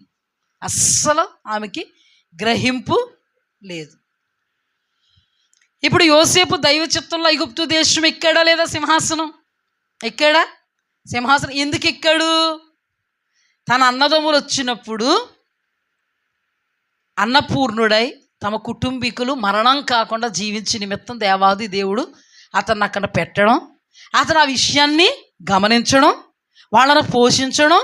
చివరికి అదే మాట, మీరు భయపడొద్దు, మిమ్మల్ని పోషించడానికే దేవాది దేవుడు నన్ను ఆయన చిత్తములో ఐగుప్తు దేశంలో సింహాసనములో నన్ను నిలబెట్టాడు అని అన్నాడా లేదా? అన్నాడా? హల్లెలూయా. కానీ ఎందు నిమిత్తం ఎస్తేరమ్మ గారు 127 సంస్థానాలకి రాణి అయిందో, చిత్తములో ఉన్నను ఆ చిత్తములో దేవుడు ఏం చెయ్యాలో అని నిలబెట్టాడో అది గ్రహించలేకపోయింది. ఇప్పుడు మమ్మల్ని దేవుడు ఎరడోని క్యాంపు సేవకు రమ్మన్నాడు, సేవ చేసేస్తే సరిపోద్దా? ఈ అనుదిన సహవాసాలు ఇవన్నీ ఎందుకు పెడుతున్నాం? ఆయన చిత్తంలో ఇక్కడ ఉన్నప్పుడు మామూలుగా కొంతమంది పాస్టర్స్ చేస్తున్నట్టు సేవ ఆదివారమే చేయొచ్చు కదా. మేము మమ్మల్ని దేవుడు ఈ గ్రామానికి ఎందుకు నడిపించాడో మాకు ఆయన చిత్తములో మమ్మల్ని ఉంచాడు. అయితే ఆయన చిత్తములో మా ముఖాంతరంగా ఆయన చేయవలసినటువంటి పనులేంటో మేము ఒక దర్శనాన్ని కలిగి ఉన్నాం. హల్లెలూయా. అందుకని మేము ఆయన చిత్తములోనే ఉంటూ ఆయన మా ముఖాంతరంగా చేయబోయే కార్యాలకు మేము అవకాశం ఇస్తూ మేము వాడబడుతున్నాము. హల్లెలూయా. ఇప్పుడు చిత్తములో ఉండడం ముఖ్యం కాదు, ఆ చిత్తములో మనము చేయాల్సినవి మనం చేయడం ప్రాముఖ్యం. కానీ చిత్తములో ఉందా కానీ తన పాత్ర ఏంటో తనకే తెలియదు, తన పాత్ర ఏంటో తనకే తెలియదు. యూదా జనాంగం అంతటినీ కూడా ఒక్కరోజే చంపేయాలనేటువంటి శాసనం పుట్టినప్పుడు మొర్దెకై తన బట్టలు చింపుకొని బూడిద పోసుకుని ఉపవాస దీక్ష చేస్తూ ఉన్నప్పుడు చిత్తములో ఉందా కానీ ఆ చిత్తములో తనకిచ్చినటువంటి ఆమెకిచ్చినటువంటి రాజరికాన్ని బట్టి ఆమె ఏమి చేయగలను అనే ఆలోచన అస్సలు లేదు. నేనేం చేయగలను, నా కెపాసిటీ ఏంటి, దేవుడు ఎందుకు నన్ను రాణిగా నిలబెట్టాడు అంటే నేను రాణిగా చేయగలిగేటువంటి పరిస్థితి ఉందా, సాధ్యమా అని ఆలోచించలేదు. ఆలోచించుకుంటారు కదా కొంతమంది దైవ చిత్తంలో ఉన్నప్పుడు, నా వలన ఇది జరుగుతుందా, సాధ్యమా, నేను రాణిని కదా, వాస్తవాలు ఇలాగున్నా మన దేవుడు వాస్తవాలను అవాస్తవాలుగా, అవాస్తవాలను వాస్తవాలుగా చేయి దేవుడు నన్ను ఇక్కడ నిలబెట్టాడు కాబట్టి నా ద్వారా ఏదో జరుగుద్ది. హల్లెలూయా. దేవునికి స్తుతి కలుగుగా. మీకు ఒక ఎగ్జాంపుల్ చెప్తాను. మీ అందరూ దైవ చిత్తంలో, ఎగ్జాంపుల్ మాత్రమే అర్థం కావడం కోసం, మీ అందరూ దైవ చిత్తంలో ఎరడోని క్యాంప్ గ్రామంలో ఆనందయ్య గారి చర్చిలో ఉన్నారు. ఇందులో టైలర్స్ ఉన్నారు. ఎంతమంది ఉన్నారు? 2, 3, 4, 5 మొత్తానికి ఉన్నారు. రాసి పోసాం, దాని మీద తార్బన్ కప్పాం. అనుకోకుండా భయంకరమైనటువంటి వర్షం గాలి వేసేసి తార్బన్ను రాయిలకి, రప్పలకి, ముళ్ళ కంపలకి తగులుకుని చిరిగిపోయినాడు.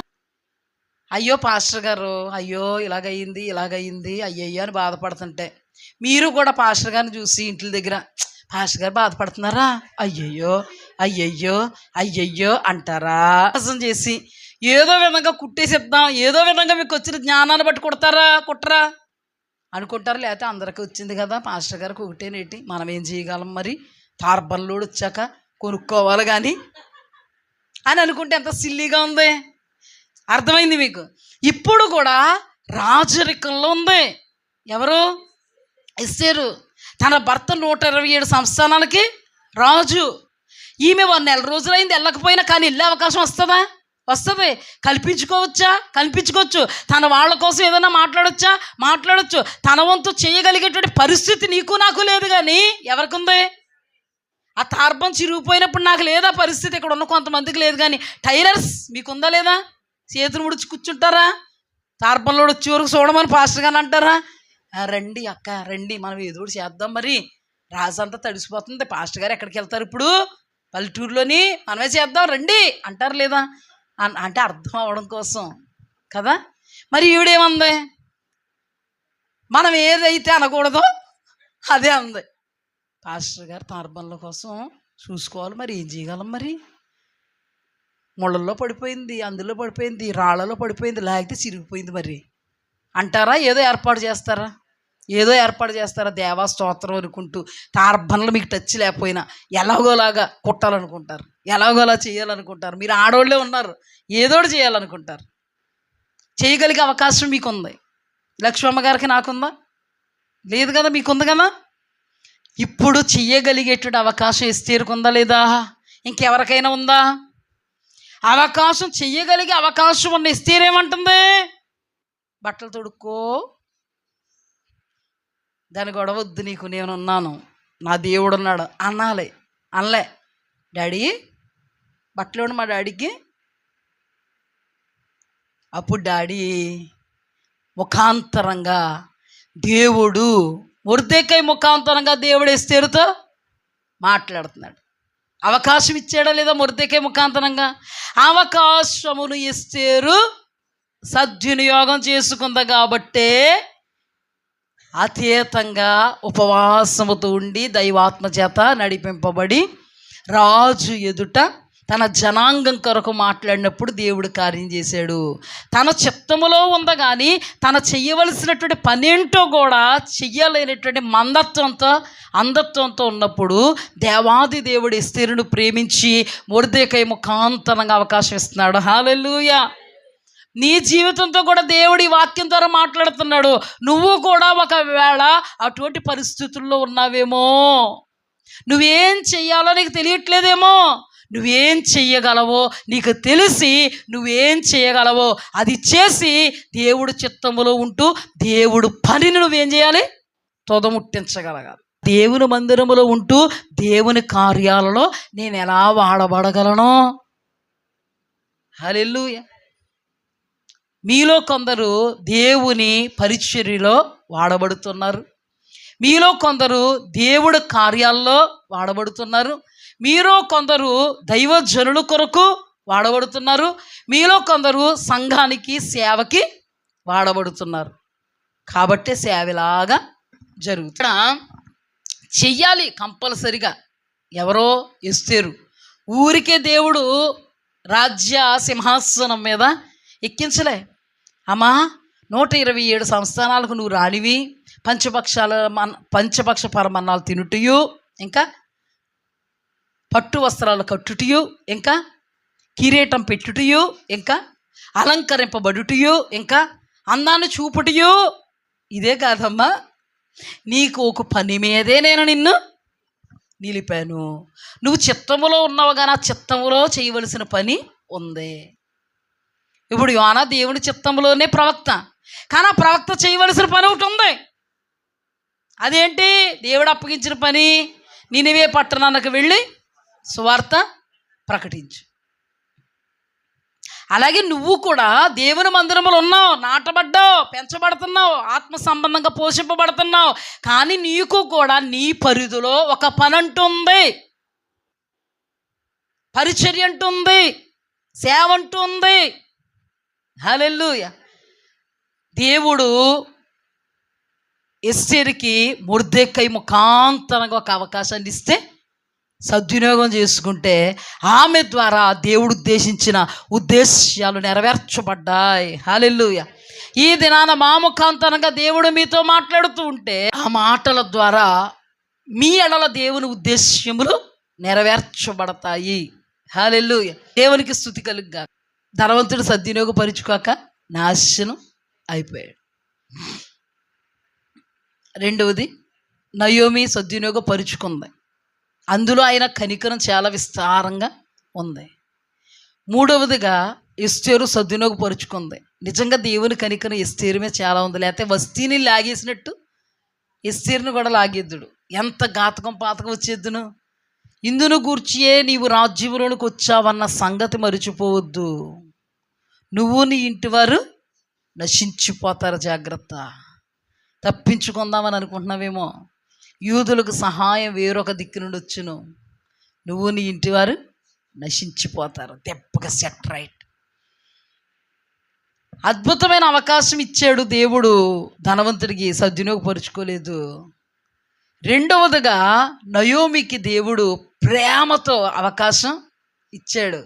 చాలా అద్భుతమైన అవకాశం. కొట్టించుకుంది, అయినా మారలేదు.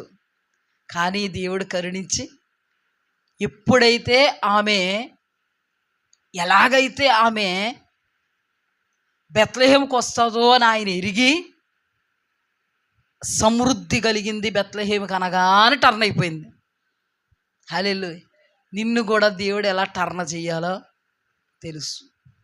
మూడవదిగా ఎస్తేరు దేవుడి చిత్తంలోనే ఉంది, కానీ దేవుడి చిత్తంలో ఆమె చేయాల్సినటువంటి పనిని గ్రహించలేని పరిస్థితులు ఉంటే కరుణా సంపన్నుడైన దేవుడు మొర్దెకై ముఖాంతరంగా ఆమెకు ఒక అవకాశం ఇస్తే అవకాశంలో సద్వినియోగం చేసుకుంది.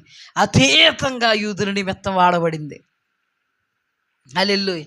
అలాగే మన జీవితాల్లో మనం ఎంత ఆత్మీయమైన కొన్ని సందర్భాల్లో దేవుని చిత్తంలో ఉన్నామని అనుకుంటాం, కానీ మనము చేయగలిగేటువంటి పనులేంటి, మనల్ని దేవుడు ఎందుకు పెట్టాడనేది మర్చిపోతాం, లక్ష్య పెట్టాం.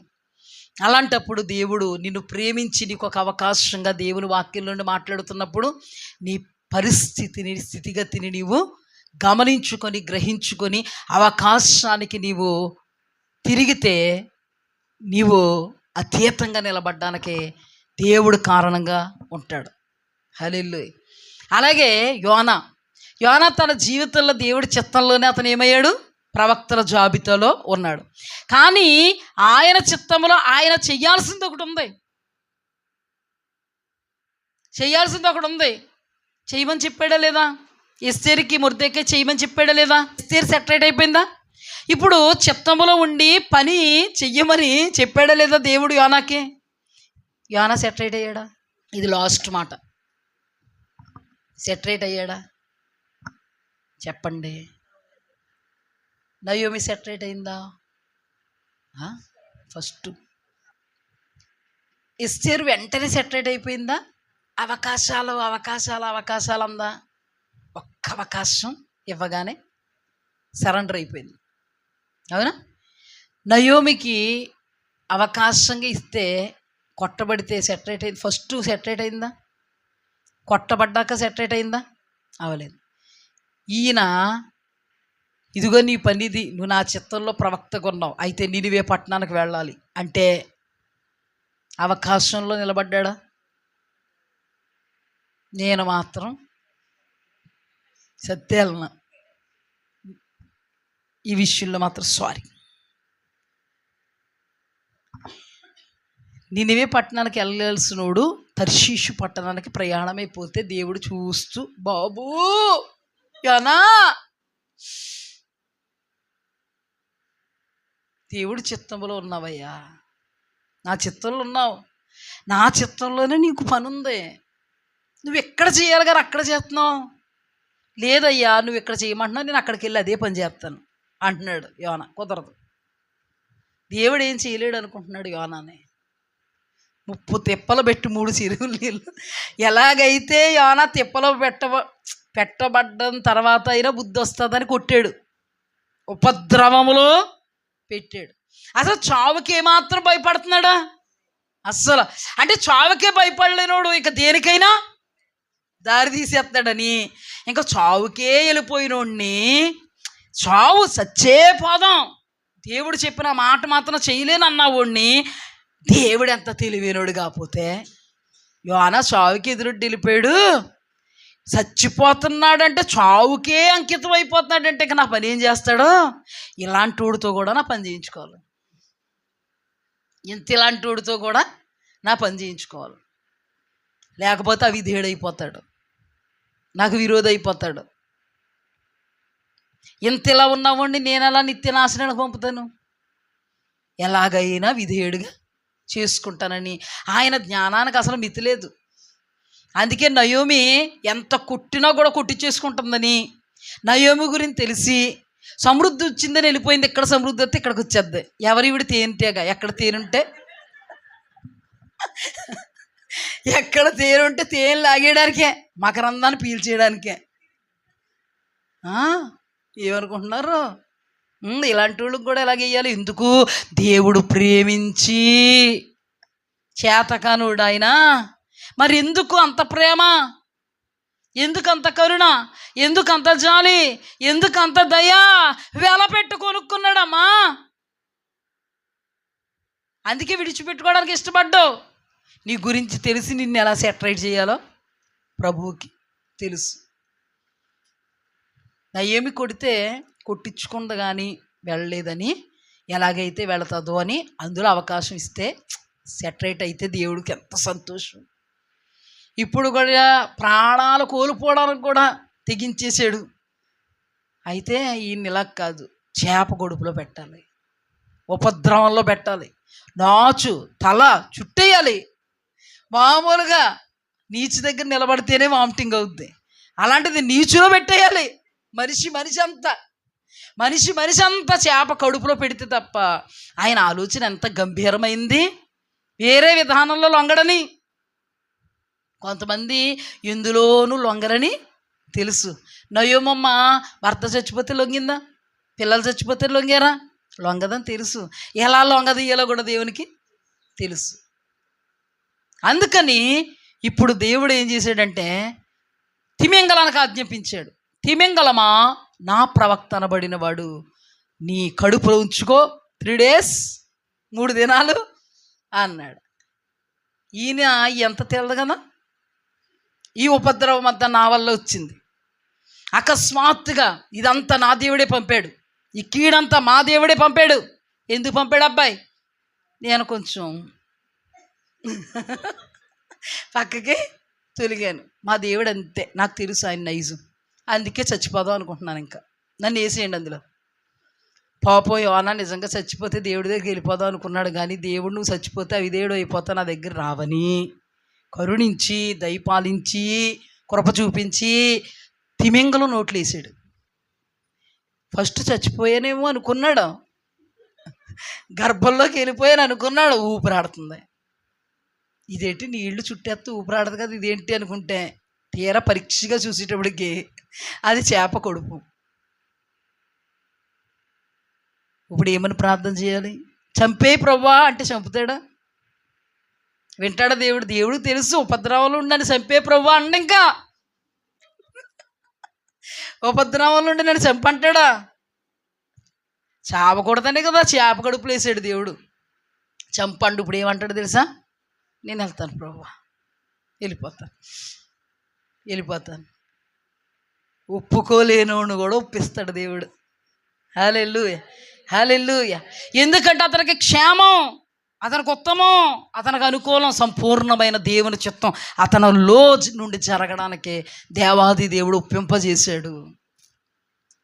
చేప కడుపులో ఉపద్రవంలో నుండి మొర్ర పెడుతున్నారు. ప్రభువా నాచు నన్ను చుట్టేసుకుంది, ప్రభువా నన్ను క్షమించి నన్ను పంపేయి, నేను సువార్త చెప్పేస్తా అన్నాడు.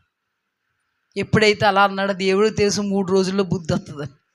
అందుకే 3 రోజులు పెట్టి 3 రోజులు కక్కి అన్నాడు. ఈ 3 రోజులకు బుద్ధి వచ్చేది 4వ రోజు ఇంక అస్సలు ఉండలేడు అని చెప్పగానే కక్కేసింది చేప. బుద్ధి మార్చుకోవడానికి ఆయన ఉన్నవాడు అనేవాడు ఉండుననివాడు పరిగెట్టేద్దాం అనుకున్నాడా? అమ్మో ఎక్కడికి వెళ్ళినా చూస్తాడమ్మోయ్ అని సీదా నినివే పట్టణంలోకి వెళ్ళాడు. సువార్త ప్రకటించాడు. ఒక్కరోజు సువార్త చెప్తే క్రియ చేసింది దేవుడే. హల్లెలూయా, దేవునికి స్తోత్రం. ప్రభువుని ఒకసారి జ్ఞాపకం చేసుకోండి, ధ్యానించండి. 3 రోజులు సువార్త చెప్పమన్నాను రా యోనా, చెప్పకపోతే కుదరదని ఎక్కడ పడితే అక్కడ పెట్టచ్చు ఆయన్ని. కానీ ఆయన ప్రేమతో కరుణతో ఒక పసిబిడ్డని చూసినట్టుగా యోనాను చూసి 3 రోజులు ప్రయాణం, అంత దూరం ఆ ఊరు లోపల ఉంది. అతనికి ఉపద్రవంలో ఉండడం వల్ల ఒప్పుకోవాల్సి వచ్చింది. మామూలుగా ఒప్పుకునే రకం కాదు, దేవుడికి తెలుసు.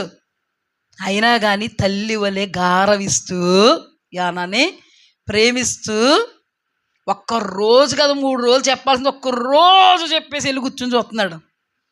అయినా కానీ పాపం ఇంతవరకు చాలా బాధ పెట్టాను మా యోనాన్ని, ఇంకెందుకులే అని దేవాది దేవుడు ఒక్కరోజు చెప్పిన సువార్తకి అద్భుతం చేశాడు.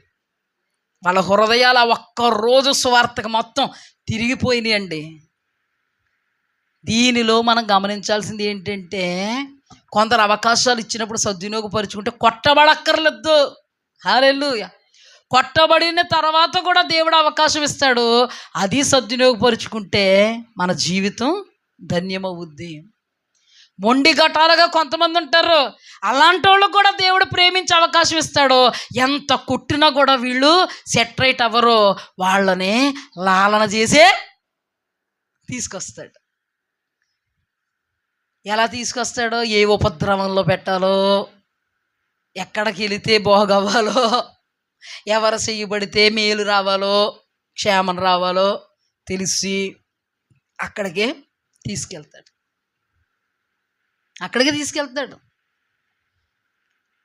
మోషేకు దూరం అయిపోదాం అనుకున్నారు పాపం ఇశ్రాయేలీలే. మోషే అన్నవాడు ఏమయ్యాడు?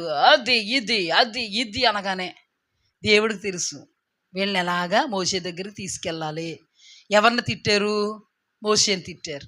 మోషేని తిడితే దేవుడు ఏం చేశాడంటే తాపకరమైన సర్పాలకు ఆజ్ఞాపించాడు. చేపకు ఆజ్ఞాపించాడా ఇందాక? ఇప్పుడు తాపకరమైన సర్పాలకు ఆజ్ఞాపిస్తే తాపకరమైన సర్పాలు వచ్చి కాటేసేస్తుంటే వీళ్ళు మోసే దగ్గరికి ఎలాగ వెళ్ళాలో దేవుడికి తెలుసు.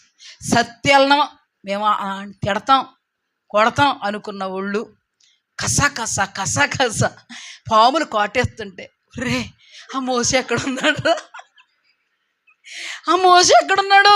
మోసే దగ్గరికి వెళ్తేనే బాగుపడతారు మీరు. ఎందుకంటే మోసే చేతుల్లోనే దేవుడు పెట్టారు. మోసేని కాదని కాలదనుకుని ఇష్టానుసారంగా మోసే గురించి మాట్లాడుతుంటే తాపకరమైన సర్పాలు వచ్చి కరిపించేసాడు దేవుడు. అప్పుడు వీళ్ళందరూ రే మోసే ఎక్కడున్నాడు చూడండి ముందు. మోసే మన నిమిత్తం ప్రార్థన చేస్తేనే మనం బతుకుతాం, లేకపోతే గయ్య. యోనాని ఏ ఉపద్రవంలో పెట్టాలో దేవుడికి తెలుసు, జ్ఞానండి ఆయన. హల్లెలూయా. నయోమిని ఎలాగా చిత్తంలోకి రప్పించాలో దేవునికి తెలుసు, జ్ఞానండి ఆయన. ఇశ్రాయేలీని ఎవరి హస్తంలో పెట్టాడో ఆ హస్తాల్లో ఉన్న వాడిని దేహి అంటూ ఎలాగ వెళ్ళాలో దేవునికి తెలుసు.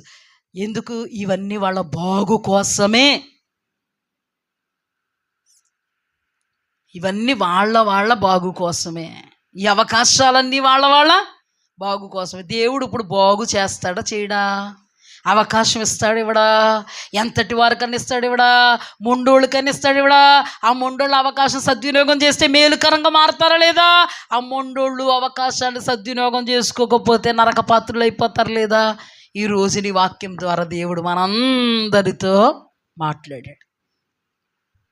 చేజారిన అవకాశం రాదన్నాడు నీ కోసం. ఇదే చివరి అవకాశం ఏమో, జాగ్రత్త సుమా. చేజారిన అవకాశం రాదన్నాడు నీ కోసం, చేజారిన అవకాశం రాదన్నాడు నీ కోసం. అవకాశాన్ని ఎప్పుడు కూడా సద్వినియోగం చేసుకోవాలి. కక్కలేక మింగలేక పరిస్థితులు మనకు వచ్చాయి అంటే చచ్చిపోవాలనుకోకూడదు, ఇంకా సరెండర్ అయిపోవాలనుకోవాలంతే. హల్లెలూయా. అప్పుడు కోపాలు, తాపాలు, పొగర్లు, ప్రతీకారాలు, మొండితనం, గడ్డుతనం, చండాలమైన పరిస్థితులు అన్నీ వదిలేసుకోవాలి. తప్పదు ఇంక, మరి తప్పుతుందండి, తప్పదు. అందుకేనండి మన దేవుడు జ్ఞాని, అందుకేనండి మన దేవుడు వివేకి, అందుకేనండి మనల్ని కూడా దినములు చెడ్డవి, సమయాన్ని పోనివ్వకండి, అవకాశాలను కాలదన్నుకోకండి. ఇదే చివరి అవకాశమేమో. అవకాశములో సద్వినియోగంలో ఉంటే బాగుపడతారు, దుర్వినియోగపరుచుకుంటే బాగుోగు లేకుండా అయిపోతారు. ఇప్పటికే దేవుడు ప్రేమించి మనల్ని అవకాశాలు ఇస్తున్నాడేమో. కొట్టించుకునే సెటరైట్ చేయబడలేదేమో, ఉపద్రవములో పెట్టినా సెటరైట్ చేయబడలేదేమో. అది నీ చివరి అవకాశం ఏమో, జాగ్రత్త. ఎందుకంటే ఉపద్రవంలో పెట్టబడ్డాడు యోనా, సెటరైట్ చేయబడ్డాడు. కానీ మన ఉపద్రవంలో పెట్టబడినా సెటరైట్ చెయ్యాలని దేవుడు అనుకుంటున్నా, సెటరైట్ చేయబడకుండా ధనవంతుడైనటువంటి వాడి వలె అవకాశాన్ని దుర్వినియోగపరుచుకుంటే ఏమవుద్ది? దేవుడు ఎంత కరుణామయుడు, ధైర్యమయుడైనా ఆయన తన జ్ఞానాన్ని బట్టి మనకిచ్చినటువంటి అవకాశాన్ని మనం సద్వినియోగపరుచుకుంటే మనం బాగుపడతాం. ఆయన కరుణామయుడు కాబట్టి మనల్ని కూర్చోబెట్టడం అందులో తీసుకొచ్చి. ఇప్పుడు తాపకరమైనటువంటివి విషసర్పాలు వీళ్ళని కాటేస్తున్నాయనుకో, చచ్చిపోతాను, ఏమైంది ఇంకా వెళ్ళను అని అనుకున్నారనుకో, వాళ్ళు ఏమవుతురు చెప్పండి? ఏమవుతురు వాళ్ళు? ఆ దేవుడు ఇచ్చిన అవకాశం కోల్పోదురు. ఈ రోజున కొడుతున్నా అది దేవుడిచ్చిన అవకాశం అని తిరగట్లేదేమో, ఉపద్రవంలో పెడుతున్నా దేవుడిచ్చిన అవకాశం అని తిరగట్లేదేమో. అదే చివరి అవకాశం అయిపోవచ్చు. మరి చాలా జాగ్రత్త సుమ. ప్రతి దానిలో నుండి దేవుడిని వెతుక్కోవాలి. ప్రతి పరిస్థితి నుండి, స్థితిగతి నుండి, ప్రతి వాక్యములో నుండి, ప్రతి జీవన విధానములో జరుగుతున్న పరిణామాల నుండి ప్రభువుని మనం తలుచుకుంటే ఆయన వైపు మనం తిరగలుగుతాం, ఆయన చిత్తములో మనం ఉండగలుగుతాం, ఆయన మాట మనం నెరవేర్చగలుగుతాం, ఆయన చిత్తములో ఉండి ఆయన కార్యాలలో నిలబడగలుగుతాం. లేకపోతే అధోగతి పాలైపోతాం. సంఘములో ఎవరు అధోగతి పాలు అవ్వకుందురుగాక, దేవుని వైపుకి తిరుగుదురుగాక, దేవుడిచ్చిన అవకాశాన్ని సద్వినియోగపరుచుకుందురుగాక. ఇటు కృప మనందరికీ మన ప్రభు ఇచ్చును గాక. ఆమేన్, ఆమేన్, ఆమేన్. ఈ